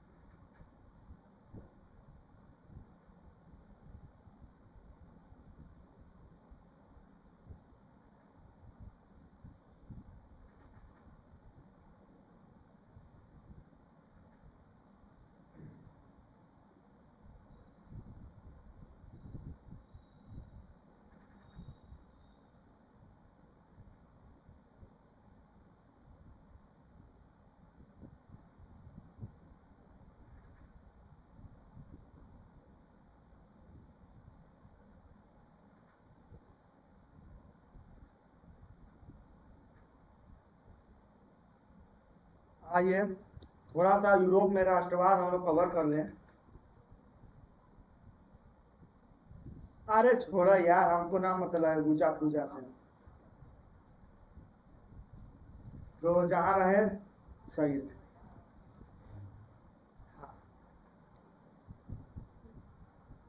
हृदय में खुशी है, हर जगह खुशी है। कहाँ जाना जाना है, वही मिट्टी वही लकड़ी वही सब तमाचा, एक पेंट पॉलिश, खाली धुआं धुआं डीजे लगा कर नाचे पड़े हैं। आस्था के लिए दिखाने की जरूरत नहीं होती है। आप अपने रूम में घर में बैठ करके आप किसी भी भगवान का आराधना कर सकते हैं, पूजा कर सकते हैं। वो हर जगह विद्यमान है, आपके घर से लेकर के पूरी दुनिया का। और आप अपने घर में पूजा करेंगे, अपने देवी को, देवी रानी को, माँ दुर्गा को आप अपने घर में बुलाएंगे, आपके घर में आएंगे। आपके घर की जो नकारात्मक भावनाएं हैं, जो नकारात्मक ऊर्जा है, जो भूत विराट पिशाच है, सब छोड़ करके भाग जाएंगे। आपका घर में देवी का वास होगा, आपके घर की उन्नति होगी, बढ़ोतरी होगी। घर द्वार साफ सफाई रखे रहें, घर में पूजा करें, अगरबत्ती जलाएं, धूप अगियारी करें, वो सब सुंदर चीजें होगा। आप अपना घर की देवी को बुला ही नहीं रहे हैं, अपने घर में उनको जगह दे ही नहीं रहे हैं, और दुनिया में घूम करके अगरबत्ती चला रहे हैं। ये कहाँ से अनुचित है? नहीं सही। आप अपने घर में अपनी देवी को बुलाइए, अपने किसी भी जिस देवता को आराध्य मानते हैं उनको अपने घर में बुलाइए। आपके घर में जब आएंगे तो जितने नकारात्मक ऊर्जाएं सब भाग जाएंगे, घर की उन्नति होगी, आपके सबका मानसिक संतुलन सही रहेगा, सब में विकास होगा, पैसे से लेकर समृद्धि तक सबकी आपकी समृद्धि होगी। पढ़ाई भी अच्छी तरह से होगा, घर में शांति रहेगा, खुशहाली रहेगा, आसपास का एनवायरमेंट बहुत अच्छा बना रहेगा, घर द्वार आपको शांत सब मस्त साफ सफाई से जगजगाता रहेगा। क्योंकि माँ देवी का आपका वास हो रहा है, घर में मंदिर रखे हैं, उनको जगह दिए हुए हैं। इससे बड़ा चीज क्या हो सकता है? आओ जा रहे हो दूसरे के यहाँ लग करके 2 घंटा जय जय जय करके डांस कर रहे हैं, नाच रहे हो, हा हा हंस कर भागे ना, नहीं सही है। हृदय में अच्छा होना चाहिए, अपने घर में जगह देना चाहिए देखिए, ये सबसे सुंदर तरीका है ना। बस इसलिए हम नहीं जाते। आइए बात कर लेते हैं पढ़ाई पर, है ना। देख लीजिए, जर्मन संसद, जर्मन पार्लियामेंट को क्या कहा जाता था? आ जाइए जल्दी आंसर दीजिए आप लोग। हाँ हमसे, ये सब हम अभिषेक की मम्मी हमसे बता रही थी। एक बार आए थे राम जी का प्रचार करने, जो उनका पाठ रही थी अक्षत वगैरह, राम जी का जब भगवान श्री राम जी का जब मंदिर बन रहा था, हमें बहुत अच्छा चीजें बताए उनको, बहुत मुझे अच्छा लगा, मुझे बहुत खुशी हुई इस चीज को जानकर। आ जाइए, तो क्या बोला जाता था? हाँ हाँ। ये साउथ हाउस का डाल रहे हो वो क्या साहब? ये बताइए 34 का आंसर बताइए। जर्मन संसद, है ना, जर्मन पार्लियामेंट को क्या कहा जाता है? बुडेस्टर, रथाइस्ट, डायट, कांग्रेस। हाँ, यूरोप से थोड़ा कम बचा हुआ था, यूरोप वाले कंप्लीट करने।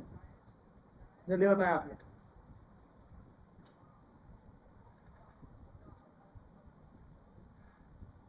क्रिस्टी, ये अभिषेक आया है, ये आप लोग के साथ जो पढ़ता था, इंटरनेशनल वाला, बदमाश टाइप का है।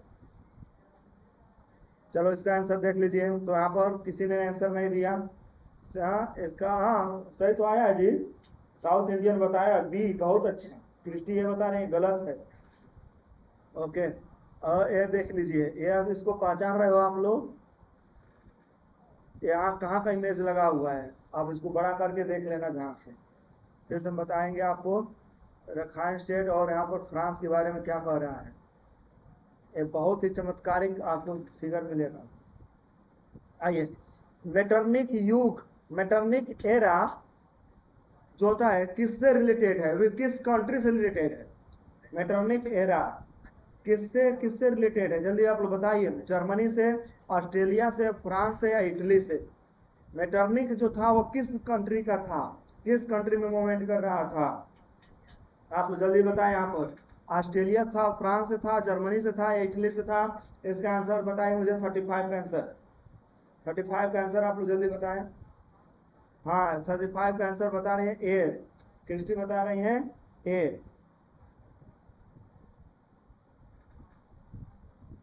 हाँ ओके, और लोग जल्दी बताएं।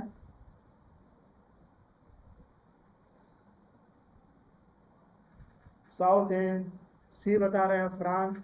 चलिए देख लेते हैं। जिन लोगों ने कोई किसी का आंसर नहीं, बी एस आई ऑस्ट्रिया था।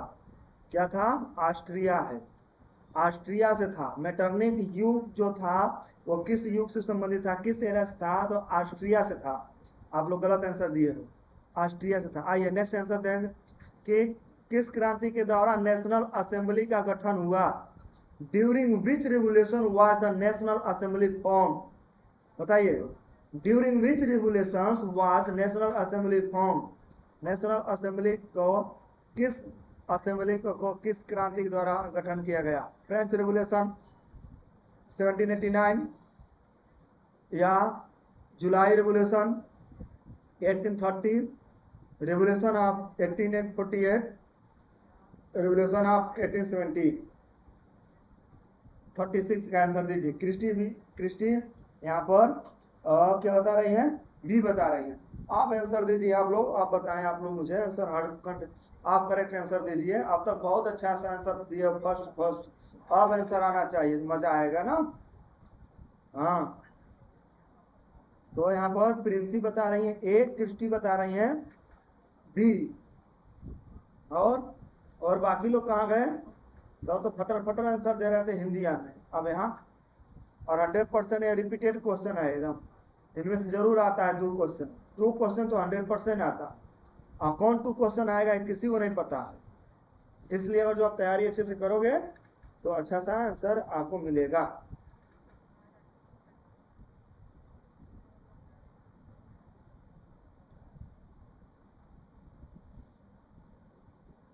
ओके,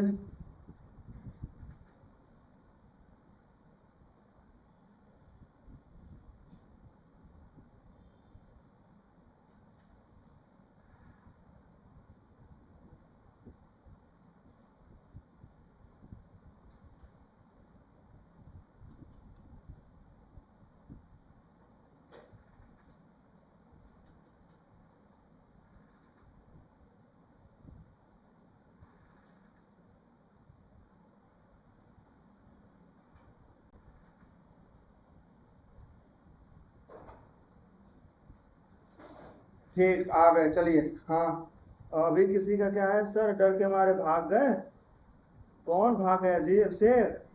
हाँ, ठीक ठीक, आ जाओ। नेक्स्ट क्वेश्चन, हम इसका आंसर देख लेते हैं। इसका आंसर है 1789। 1780, हाँ 1789 है। 1789 इसका ए सही है। जिन लोगों ने ए लगाया उसका सही है। प्रिंसी अभी आगे बढ़ रही है, अभी अभिषेक पीछे हो गए और क्रिस्टी भी पीछे हो गई। बहुत अच्छा यार, गजब है प्रिंसी तो, गजब। इसको नाम जैसा वैसा काम भी है, इसको पाछे करना भी नामुमकिन है आप लोग को। चलिए, तो 1789 की फ्रांसीसी जो क्रांति हुआ, फ्रेंच रेवोल्यूशन हुआ, उसी समय नेशनल असेंबली का गठन किया गया। उसी समय, हाँ, उसी समय क्या किया गया? इसका गठन किया गया। आइए नेक्स्ट क्वेश्चन आपको यहाँ पर है कि ये बताइए, थोड़ा सा इसको और जूम कर लेते हैं।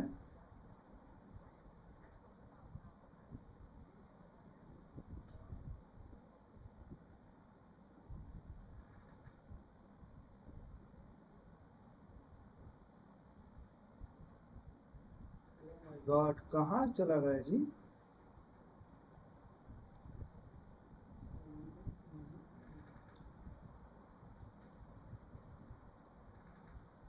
एरर आ गया।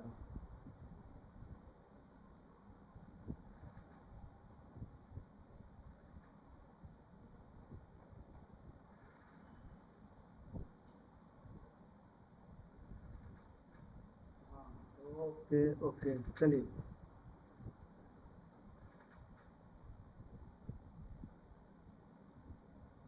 फ्रांस का तृतीय गणराज्य किस वर्ष स्थापित हुआ? The third Republic of France was establish in which year? किस वर्ष हुआ? इसका आंसर आप लोग जल्दी जल्दी बताइए आप लोग, जल्दी बताइए। 37 नंबर का आंसर, 37 नंबर का आपको आंसर आना चाहिए कि फ्रांस का तृतीय गणराज्य, थर्ड रिपब्लिक ऑफ फ्रांस कब स्टेब्लिश हुआ, कब स्थापित हुआ? हाँ, जल्दी बताइए। कहीं नहीं जाना है, बदमाश करके यहाँ पढ़ाई चल रही है, जा रहे हो। अभी हम 10 मिनट बाद, हाँ 10 मिनट में 10:30 बजे ऑफ कर देंगे क्लास। जल्दी बताएं। तो यहाँ पर है 1870 में, 1870 में हुआ था। यहाँ पर राइट कर लीजिए, कब हुआ था? 1870 में हुआ था। आइए नेक्स्ट क्वेश्चन को बात कर लेते हैं। हाँ, ग्रीक स्वतंत्रता संग्राम किसके विरुद्ध लड़ा गया था? The Greek war of independence was fought against whom? The Greek war of independence was fought against whom? बताइए, ग्रीक वॉर जो था वो किसके अगेंस्ट में फाइट किया गया था? किसके अगेंस्ट में किया गया था? आप आंसर जल्दी बताएं। 38 का, 38 का तुर्की। अच्छा, सी बता रहे हो आप, 38 का सी बता रहे हो। बाकी लोग अभी देख लेते हैं, जल्दी हम देख लेते हैं, अभी लोग और बताएं। तो साउथ साहिल, ये शमशेरा है, शमशेरा साउथ इंडियन लिखता है। और क्रिस्टी भी सी बता रही हैं, बिल्कुल देख लेते हैं। तो इसका तुर्की, बिल्कुल सबका यहाँ पर जो लोगों ने सी लगाया है, जो लोग तुर्की दिए उनका 100% सही है। प्रिंसी का, प्रिंसी का, प्रिंसी का आंसर अभी नहीं आया है। हाँ, प्रिंसी का नहीं आया, प्रिंसी एक पॉइंट पीछे हो गए। बिल्कुल बिल्कुल बिल्कुल, हाँ ओके। अभी प्रिंसी का आंसर नहीं आया, प्रिंसी पीछे रहे एक पॉइंट से। हाँ, आइए नेक्स्ट क्वेश्चन। नेक्स्ट क्वेश्चन यहाँ पर देख लीजिए, क्या है? विच, हाँ, which event most inspire the feeling of nationalism in Europe? बताइए, किस घटना ने पूरे यूरोप में राष्ट्रवाद की भावना को सबसे अधिक प्रेरित किया? Which event most inspire the feeling of nationalism in Europe? Industrial revolution, French revolution, Congress of Vienna, और नेपोलियन वार? यार नेपोलियन वार, जल्दी बताइए। कौन सी घटना ने, कौन सी घटना ने आपको पूरे यूरोप में नेशनलिज्म की भावना को हर्ष दिया? यह औद्योगिक इंडस्ट्रियल रिवोल्यूशन था, फ्रेंच रिवोल्यूशन था, या वियना कांग्रेस था, या नेपोलियन वार था? किसने था? जल्दी बताइए आप लोग। 39 का आंसर, 39 का यहाँ पर अभिषेक फ्रेंच बता रहे हैं। ओके ओके, लेगेसी कौन है? वेरी गुड वेरी गुड, यहाँ से था। ओके, प्रिंसी बता रही हैं बी, कि फ्रेंच वार, फ्रेंच बता रहे हैं वो भी, बी अभी फ्रेंच भी बता रही हैं। Okay, revolt, okay French revolt वो भी बता रहे हैं, फ्रेंच रिवोल्ट। आते हैं, वो फ्रेंच रिवोल्ट, दोनों लोग का सही, बहुत अच्छा बहुत अच्छा, दोनों लोग का सही 100%, दोनों लोग। आइए, मार्स ला मार्सेल, ला मार्सेल किस देश का राष्ट्रीय गीत है? जल्दी बताइए। La Marseillaise is the national anthem of which country? किस देश का ला मार्सेलाइज, आपका ला मार्सेलाइज जो ला मार्सेल बोलते हैं, वो अब किसका नेशनल एंथम है? Which countries? जर्मनी, फ्रांस, या इटली, या रसिया? मतलब तो हमारा नाम आ गया का जी। जल्दी 14 नंबर का आप जल्दी बता दीजिए, 14 नंबर का आप कंप्लीट करिए। अरे आप कहाँ दिए थे, आप कहाँ बोले थे?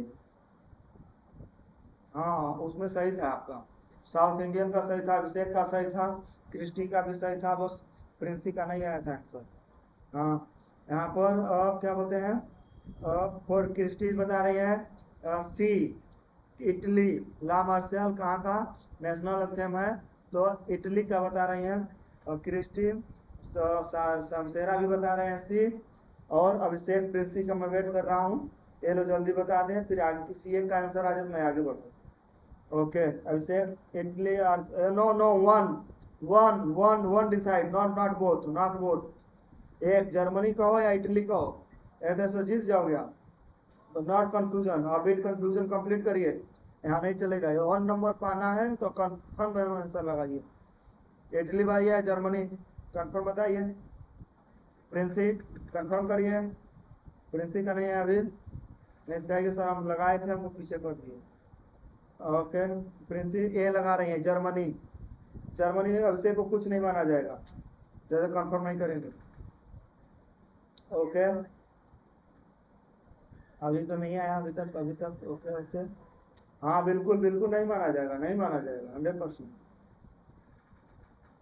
हाँ हाँ, चेक कर रहा होगा, नेट से बदमाश चेक कर रहा होगा, नहीं माना जाएगा। फ्रांस, जो लोगों ने बी लगाया उसको फ्रांस सही है। फ्रांस किसने लगाया है? बी किसी ने नहीं लगाया। किसी ने नहीं लगाया, सबका रॉन्ग रॉन्ग, सबका रॉन्ग है। बिल्कुल बिल्कुल, फ्रांस का। ये आपका क्या है, ला मार्सेल आपका फ्रांस का नेशनल एंथम है। ला मार्सेल कहाँ का है, ला मार्सेल कहाँ का है, फ्रांस का नेशनल एंथम है। अब ये देख लीजिए, फ्रांस का गैरीबाल्डी और मैसनी, आप यहाँ पर जो देख रहे हैं इन लोगों का फिगर है। और आप ये लोग यहाँ पर क्या बात कर रहे हैं, यहाँ पर एक साथ देख रहे हैं, ये लोग उस समय की फिगर बनाया गया है जो नेशनल एंथम को वार के बाद, जो विन करने के बाद, मोनार्ची को हटाने के बाद इन्होंने सेट किया था। ये फिगर को ध्यान से देख लीजिए आप लोग। हाँ, अच्छा लग रहा है देख करके। ठीक, ओके, आगे बढ़ते हैं, आगे बढ़ते हैं। स्पेशल 10 फिर से लेकर आ गए हम लोग। Okay okay okay okay.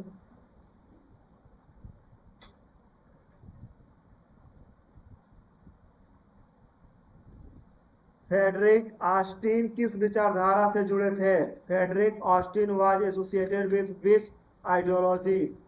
इसका आंसर दीजिए, इसका आंसर दीजिए। Frederick Austin was associated with which ideology, किस विचारधारा से जुड़े थे? यहाँ पर जल्दी बताएं आप लोग, नेशनलिज्म था, सोशलिज्म था, कम्युनिज्म था या डेमोक्रेसी था? उसका विचारधारा क्या था? तो आप 2 नंबर का आंसर जल्दी बताएं। क्रिस्टी बता रही है बी। हाँ, बी बता रही हैं। शमशेरा बीवी ए बता रहे हैं नेशनलिज्म से, और क्रिस्टी बता रही है सोशलिज्म से। ओके, और लोग, 2 लोग और आंसर आ जाए, 2 लोग का और आंसर आ जाए तो हम आगे बढ़े। 2 लोग का और आंसर आना चाहिए। नहीं आया?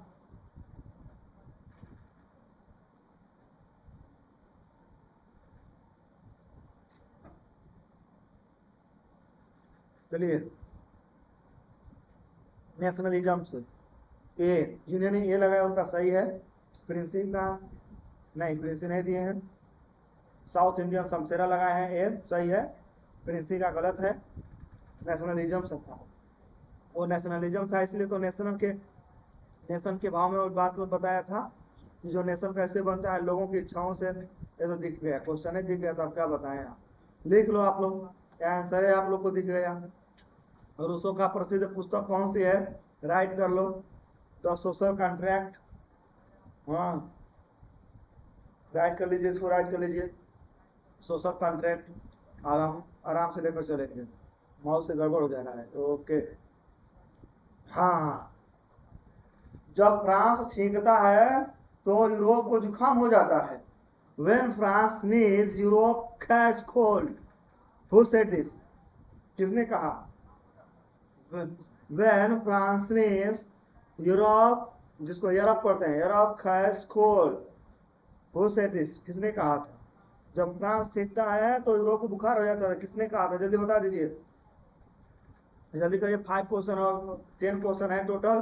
4 क्वेश्चन हम लोग चल रहे हैं, जल्दी बता दें। 4 नंबर का, तो 4 नंबर के यहाँ पर अभिषेक बता रहे हैं बी, क्रिस्टी बता रही है बी, हाँ, शमशेरा भी बता रहे हैं क्रिस्टी बी, सभी लोग हाँ मेटरनिक। तो देख लेते हैं, मेटरनिक सबका सही, बहुत अच्छा, सबका सही। मेटरनिक ने कहा था जब फ्रांस छींकता है यूरोप में बुखार हो जाता है। देख लो, यही है दोनों फ्रांस के बाहुबली। देख रहे हो चेहरा?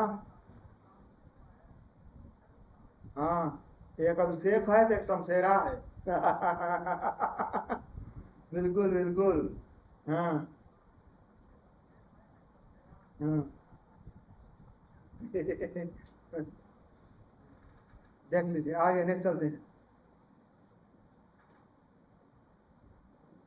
बता दीजिए। हाँ, what did Napoleon Bonaparte establish in France in 1804? Napoleon Bonaparte ने 1804 में फ्रांस में किसकी स्थापना किया? रिपब्लिक, एम्पायर, पार्लियामेंट्री डेमोक्रेसी या कॉन्फेडरेशन?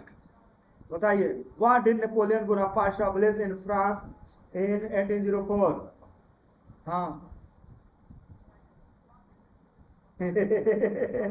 पहले कलर थे, बट कोई कोई सादा कलर में बना देता है तो क्या करेंगे उसके लिए, है ना? कलर थे, बिल्कुल कलर थे, बहुत अच्छी चीज है। बताएंगे, कलर वाला भी आपको दिखाएंगे अभी। हाँ, जल्दी बताइए, यहाँ पर 5 नंबर का आंसर, 5 नंबर का आंसर सिखाना चाहिए कि नेपोलियन बोनापार्ट ने 1804 में किसकी स्थापना किया था? रिपब्लिक का, एम्पायर का, पार्लियामेंट्री डेमोक्रेसी का, कॉन्फेडरेशन का? तो यहाँ पर शमशेरा का ए आ रहा है, क्रिस्टी का ए आ रहा है, जैसे गणराज्य रिपब्लिक का स्थापना किया था, रिपब्लिक का। और बाकी जल्दी बदमाश, जल्दी आप लोग कमेंट करिए। अभिषेक, अभिषेक का अभी तक नहीं आया, प्रिंसी का नहीं आया। बाद में कहेंगे सर हमारा नहीं देखे, मैं दिखा दूंगा आंसर तो कहेंगे सर हम पहले बताए थे।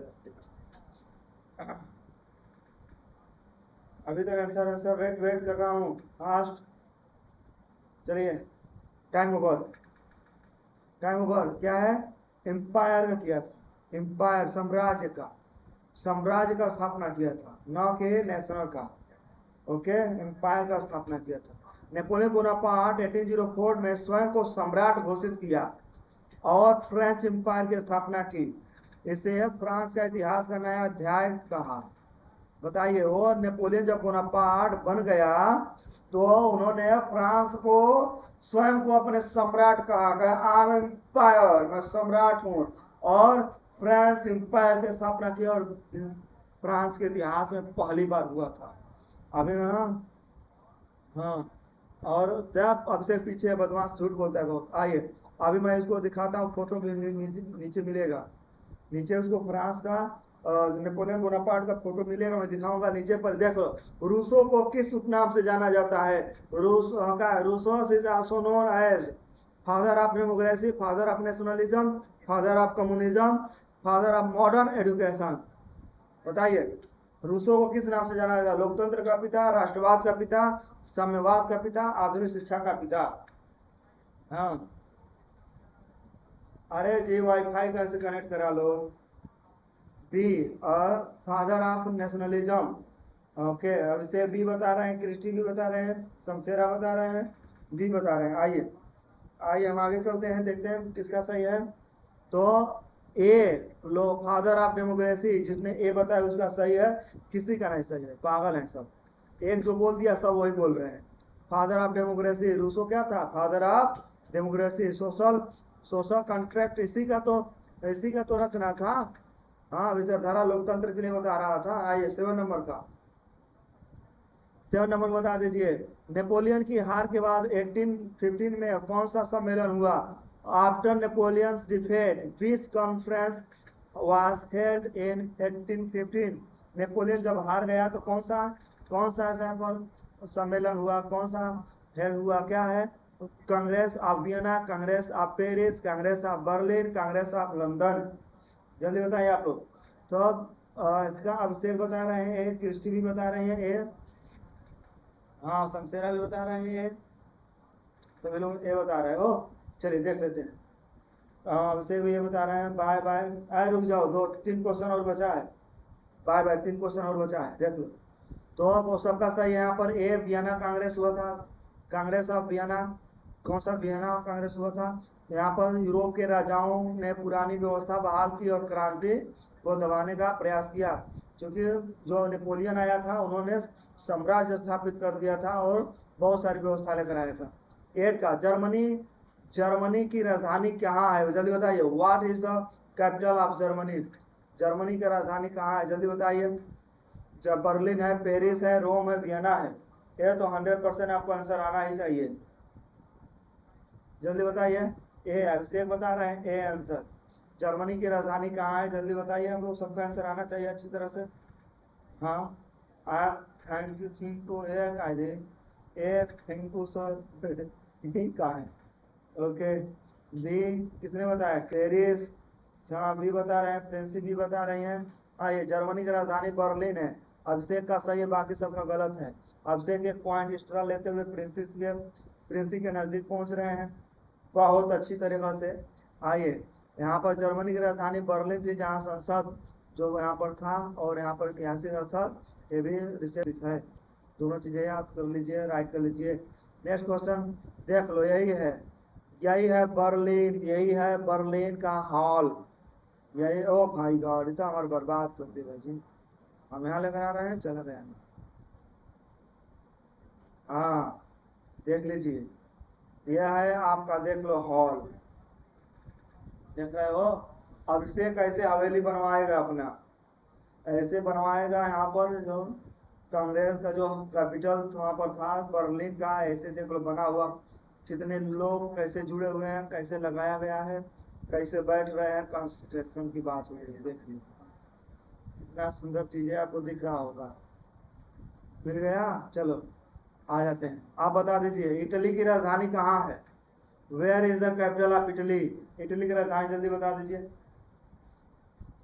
हाँ हाँ, कैपिटल बता दिए। इटली की कैपिटल कहाँ है? रोम है, मिलान है, फ्लोरेंस है, नेपल्स है, कहाँ है?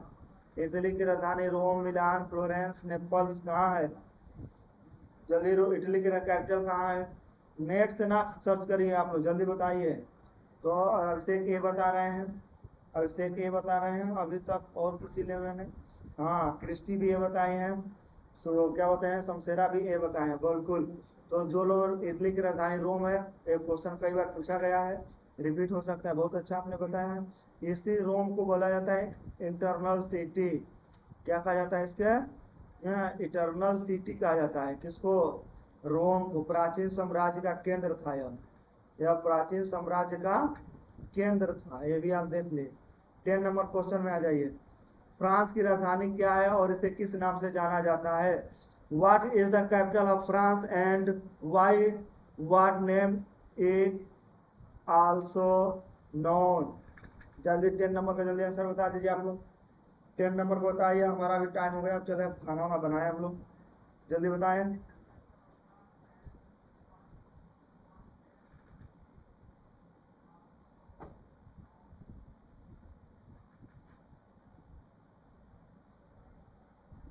अरे पुरस्कार मिलेगा, पहले आप लोग आंसर तो बताओ। बी क्या है? फ्रांस की राजधानी, अभिषेक बता रहे हैं बी, क्रिस्टी बता रहे हैं बी, शमशेरा बता रहे हैं बी। फ्रांस की राजधानी लंदन है, सिटी ऑफ ड्रीम कहा जाता है इसे। आज सबका देते हैं, सबका गलत है, पेरिस है। फ्रांस की राजधानी पेरिस है, इसे सिटी ऑफ लाइट कहा जाता है। जहाँ बदमाश ये फ्रांस में क्रांति हुआ, फ्रांस की घटना हुआ, फ्रांस से पूरा विश्व जगा, और फ्रांस का आप लोग को यही नहीं पता है। हाँ, यही नहीं पता है कि फ्रांस का कैपिटल कहाँ है। बहुत बेइज्जती करा उसको, बहुत बेइज्जती करा। हाँ बदमाश कर रहा है, सब चीटर हैं। तुम भी लगाए तो सब भी लगा दिए सबका मजा ले लिया। इसीलिए कहते हैं किसी का नकल नहीं करना चाहिए। आ जाओ, इसे सिटी ऑफ लाइट कहा जाता है, सिटी ऑफ लाइट कहा जाता है किसको? हाँ, फ्रांस की राजधानी है कहाँ? और देख लो वहाँ का, जब फ्रांस को युद्ध वार जीतने के बाद यह स्थिति है वहाँ की। फ्रांस में ऐसे ऐसे सब चीज बने हुए थे, कैसे बनाया गया है वार विन करने के बाद। यहाँ पर ये अभिषेक है, एक गुना उना लिए खड़ा है। हाँ, ये क्या है? अनोखी दास्तान, जय हो क्रिस्टी। हेलो, ये अनोखी दास्तान क्या करे भाई?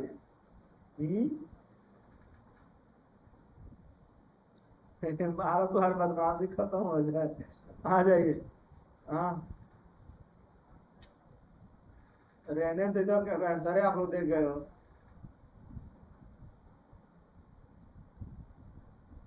क्वेश्चन कंप्लीट हो गया। हाँ जी, ये वाला देख लो, ये वाला चित्र देखो, किसको पकड़ के ले जाया जा रहा है, कौन कौन है? हाँ, गुड नाइट सर जी, गुड नाइट सब। चीटर तुम हो। हाँ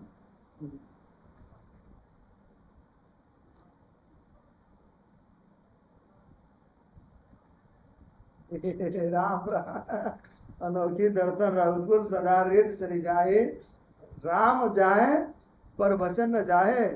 ये भाई, ये क्या हो? न लेकर आइए, नवरात्रि चलत है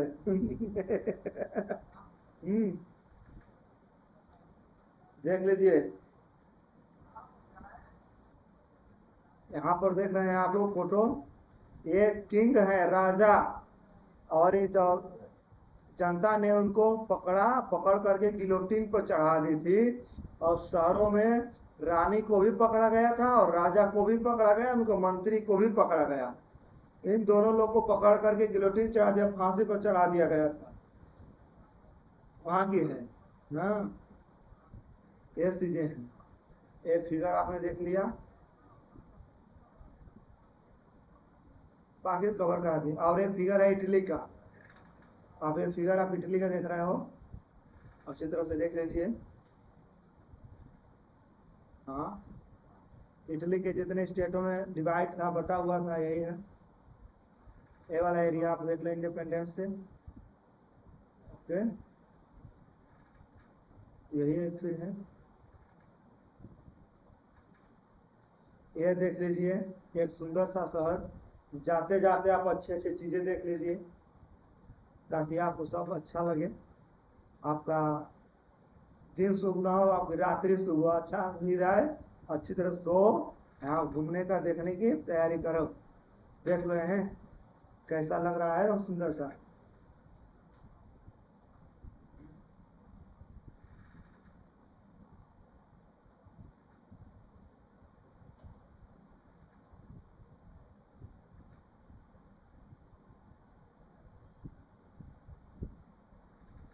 देख लिए कितना अच्छा लग रहा है, कौन कौन जल्दी कमेंट करिए किसको अच्छा लग रहा है इसमें।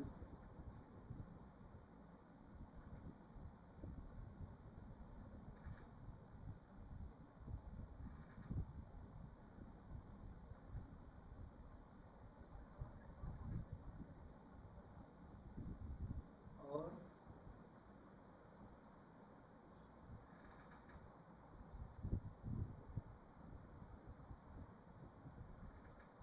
यहाँ पर कुछ क्वेश्चन आपके काम के हैं, एक बार इसको पढ़ लीजिए। हाँ,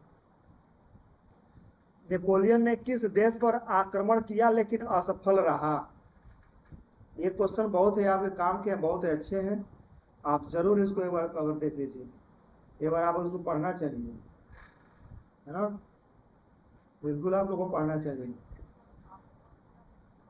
तो नेपोलियन ने किस देश पर आक्रमण किया और वो असफल रहा है? Napoleon involve this country but failed, but वो क्या रहा? फेल रहा। ओके, बताइए कौन सा,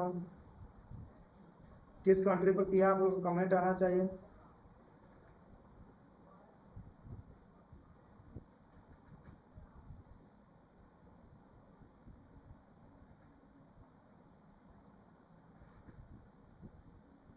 रागिनी चौहान जी, गुड इवनिंग, गुड इवनिंग।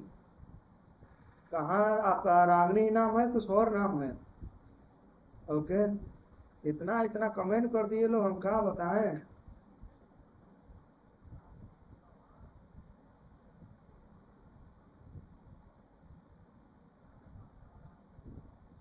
देख लीजिए आंसर, रूस, रूस पर उन्होंने अटैक किया बट वो फेल रहा। तो उसी समय तो यहाँ पर देखिए अटैक किया 1812 में, और वहां पर फेल रहा, उसी से उसका पूरा पतन हो गया, पूरा नाश हो गया। नेक्स्ट क्वेश्चन यहाँ पर है कि लौह और रिक्त जो बताया गया है, जर्मनी के एकीकरण में लौह और रक्त, ब्लड और आयरन की नीति किसने लगाया था? हाँ, जल्दी इसका आंसर दे दीजिए। मैं बस 3 क्वेश्चन बचा है, बहुत अच्छा क्वेश्चन था, इसलिए मैं कहा कि आप लोग पढ़ लेना चाहिए, राइट कर लेना चाहिए। हो सकता है ये क्वेश्चन याद जाए तो मैं क्या करूँ। हाँ, तो आप जल्दी राइट करिए क्या, कि लौह और रक्त, ब्लड और आयरन की नीति किसने चालू किया था? Whose policy was blood and iron in the unification of Germany? Germany के एकीकरण में किसने लौह और रक्त की, ब्लड एंड आयरन की पॉलिसी को फॉलो किया था, बताइए किसने? एक किया था, एक बिस्मार्क। बिस्मार्क बता रहे हो, बिल्कुल सही हो सकता है, बिस्मार्क सही था। जर्मनी के प्रधानमंत्री था ऑटो वान बिस्मार्क ने जर्मनी के एकीकरण के लिए युद्ध के और कठोर नीति अपनाई, जिसे लॉ क्या होता है? ब्लड एंड आयरन पॉलिसी कहा जाता है। क्या कहता है? ब्लड एंड आयरन पॉलिसी कहा जाता है। नेक्स्ट यहाँ पर देख लीजिए, स्विट्जरलैंड की राजधानी कौन सी है? What is the capital of Switzerland?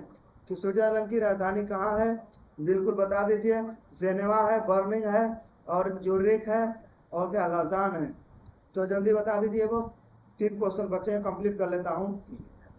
हाँ ओके, जल्दी जल्दी बता दीजिए चौहान जी। जी चौहान जी, आइए जल्दी बताइए, स्विट्जरलैंड की राजधानी कहाँ है? तो स्विट्जरलैंड की राजधानी अभी कहीं नहीं बता रहा हूँ, देख लो, स्विट्जरलैंड की राजधानी बर्न, उस समय बर्न थी लेकिन इस समय कहीं और है। हाँ देख लो, हालांकि उस समय क्या थी, स्विट्जरलैंड की राजधानी कहाँ है? बर्न। हालांकि जेनेवा और ज्यूरिख प्रमुख शहर हैं। ये है वहाँ के किंग, एक किंग देख लो, इतना जोरदार साहब है, एकदम बाल ओल का दाढ़ी हुई, उसमें मोछ बनवा करके कितना एकदम धुरंधर लग रहे हैं। हाँ देख लीजिए आप। चलिए नेक्स्ट क्वेश्चन आपका है 17 नंबर का। द स्टेट ऑफ लिबर्टी किस देश में स्थित है? द स्टैचू ऑफ लिबर्टी किस देश में स्थित है? In which country is the statue of liberty locate? Statue of किसमें है? अरे लगा दो पानी, आग पानी में, बहुत बार पानी में जमा नहीं आवत है। हाँ बदमाश ने, पानी लगा दो, पढ़ाई नहीं करिएगा, ये भी क्वेश्चन आंसर सही दिए नहीं हो और बता रहे हो कि लगा दो, खाली बार मोटिवेशन किए पड़े हो। मोटिवेशनल से थोड़ी पढ़ाई होता है और आप एग्जाम क्वालिफाई कर जाइएगा। पढ़ना पड़ेगा, समय देना पड़ेगा किताबों पर, अच्छी तरह से राइट करना पड़ेगा, तब आपके अंदर पढ़ाई आएगी, समझ में आएगा। शायरी और शायराना याद करने से आपका एग्जाम क्वालिफाई नहीं कर लोगे, बदमाशी कर रहा था। आ जाइए, पढ़ाई के साथ सब अच्छा लगता है। हाँ कहानी उसे कहते हैं, जवानी उसे कहते हैं, बनाए पड़े हो एक पर एक भी क्वेश्चन का आंसर नहीं दे पा रहे। चलिए तो हाँ, ओके ओके, क्या कौन सा है आंसर, कौन सा है इसका आंसर? हो जाएगा अमेरिका। क्या है? स्टैचू ऑफ लिबर्टी किस कंट्री में है? तो ये आपका कहाँ है? आपका अमेरिका में है। कहाँ है? अमेरिका में है, यहाँ पर न्यूयॉर्क शहर में है। अब यहाँ पर सिटी के नाम पूछेगा तो आप लगा देना न्यूयॉर्क शहर। कहाँ है? न्यूयॉर्क में। नेक्स्ट यहाँ पर नेपोलियन को आप देख रहा है जी, नेपोलियन को अपने जीवन के अंतिम समय में कहाँ निर्वासित कर दिया गया? नेपोलियन था, where was the Napoleon except in the last stage of his life? Napoleon को जब यहाँ पर पकड़ लिया गया, जब युद्ध हार गया, तो उसको किस देश पर भेज दिया गया, किस आइलैंड पर भेजा गया था? बताइए किस भेजा गया था? हाँ हाँ जल्दी बताइए। ये आवारा सलाउद्दीन। एक से एक नाम भैया आ रहे हैं, हमको नमो लेने बहुत डर लगत है। एक हाँ, अनोखी दस्तान आ गए हैं, आवारा आ गए हैं, कोई और नाम से आ जा रहे हैं, पर तो कौन को लोग सुनेंगे तो क्या कहेंगे? जल्दी आंसर बता दीजिए, इसका आंसर हो जाएगा Saint Helena. Saint Helena island पर उसको भेज दिया गया था। लास्ट समय वहीं पर रहा और वहीं पर रहते हुए कब 18 में उसके क्या 1821 में मर गया था, उसकी डेथ हो गई। डेथ कब हुआ था? 1821 में हुआ था। और वाटरलू का वार कब हुआ था? तो 1815 में हुआ था। वाटरलू के वार में ही वो हारा और हारने के बाद वो उसका सब जीवन खत्म होने लगा और भेज दिया गया सेंट हेलेना आइलैंड पर, वहीं पर वो उसका डेथ हो गया। सेंट हेलेना याद कर लेना। उसका अंतिम समय कहाँ बीता था? सेंट हेलेना आइलैंड पर। यहाँ पर बता दो, इटली के एकीकरण में यंग इटली का संगठन का स्थापना कौन किया था? Who was the founder of young Italy in the unification of Italy? Italy के एकीकरण में यंग इटली का स्थापना किसने किया? जल्दी बताइए। हाँ हाँ, सलाउद्दीन, सलाउद्दीन, जल्दी बताइए, जल्दी बताइए कि यंग इटली का स्थापना किसने किया था? हाँ जल्दी बताइए। बिल्कुल बिल्कुल, बहुत अच्छा। तो हाँ हाँ, बाय बाय सिस्टर लगाए पड़े हो। देखो मैजिनी ने किया था, किसने किया था? मैजिनी ने। मैजिनी ने यंग इटली, यंग यूरोप की स्थापना किया था। आप लोग नहीं बताओगे तो हम ही नहीं बताएंगे जी, क्या करें हम? बताओ, आप लोग नहीं बता रहे हो। हाँ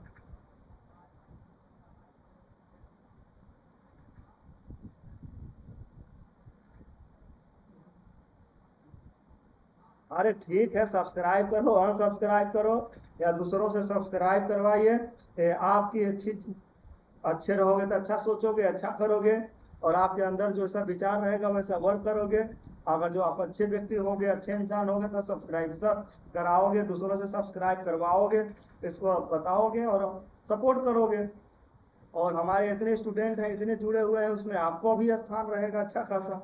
और अनसब्सक्राइब करवा दो तो हमारा क्या नुकसान, हम तो आपसे कुछ को अभी नहीं सकते हैं। लेकिन हाँ, हमें बहुत खुशी हो रही है कि कोई तो स्टूडेंट मिला जो डायरेक्टरी पर है, अनसब्सक्राइब करवा रहे बदमाश सब्सक्राइब करवाया जाता है कि अनसब्सक्राइब करवाया जा रहा है। पढ़ाई तो चीजें चल रही है, हम समझाया सिखाया जा रहा है, कर अनसब्सक्राइब करवा रहा है। यंग इटली किसने किया था? मैजिनी ने। लास्ट क्वेश्चन आ जाइए।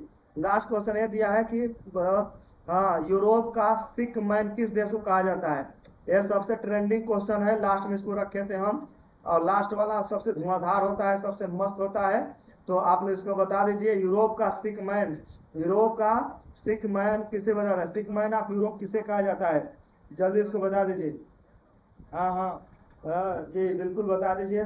रागिनी जी जल्दी आप लोग बताएं, सभी लोग बता दो। वो सलाउद्दीन नाम का बदमाश आया है, बस अनसब्सक्राइब करवा रहे हैं। अरे मुन्ना सब्सक्राइब करवा दो, आप अच्छे नंबर से आप पास हो जाओगे। आप सबको बुलाएंगे यहाँ, अच्छा खासा आप लोग का यहाँ पर होगा, एकदम मस्ती के साथ खाइएगा, पुरस्कार पाइए, घर जाइएगा। 90+ लेकर आइए हमारे यहाँ से, तो बड़ा सा गिफ्ट, बड़ा सा उपहार लेकर जाइए और अपने क्षेत्र में, अपने घर में, अपने गांव में अपना नाम रोशन करिए। और कि मैं गिफ्ट पाया हूँ इस संस्था से, मैंने 90+ पाया हूँ और मैं इस संस्था से मैंने तैयारी करता था। और हम यार चैंपियन हमारा बैच है, मिशन हमारा 90+ है, लक्ष्य हमारा 2026 है। मैं आपको मिलेगा, आपको थंबनेल पर देखो मेरे चैनल पर लेकर के चल रहा हूँ, आप लोग जुड़े और पढ़े। तो यहाँ पर क्या है, सिक मैन किसे कहा जाता है? सब लोग बी लगा रहे हो, किसको? इटली को। हाँ हाँ, सी है, ऑटोमन साम्राज्य को कहा जाता था। यहाँ पर सबका गलत है। क्या है? ऑटोमन साम्राज्य को क्या कहा जाता है? 19वीं शताब्दी सबसे कमजोर था, इसे ऑटोमन साम्राज्य को यूरोप का क्या कहा जाता था? सिक मैन कहा जाता है, यूरोप का सिक मैन।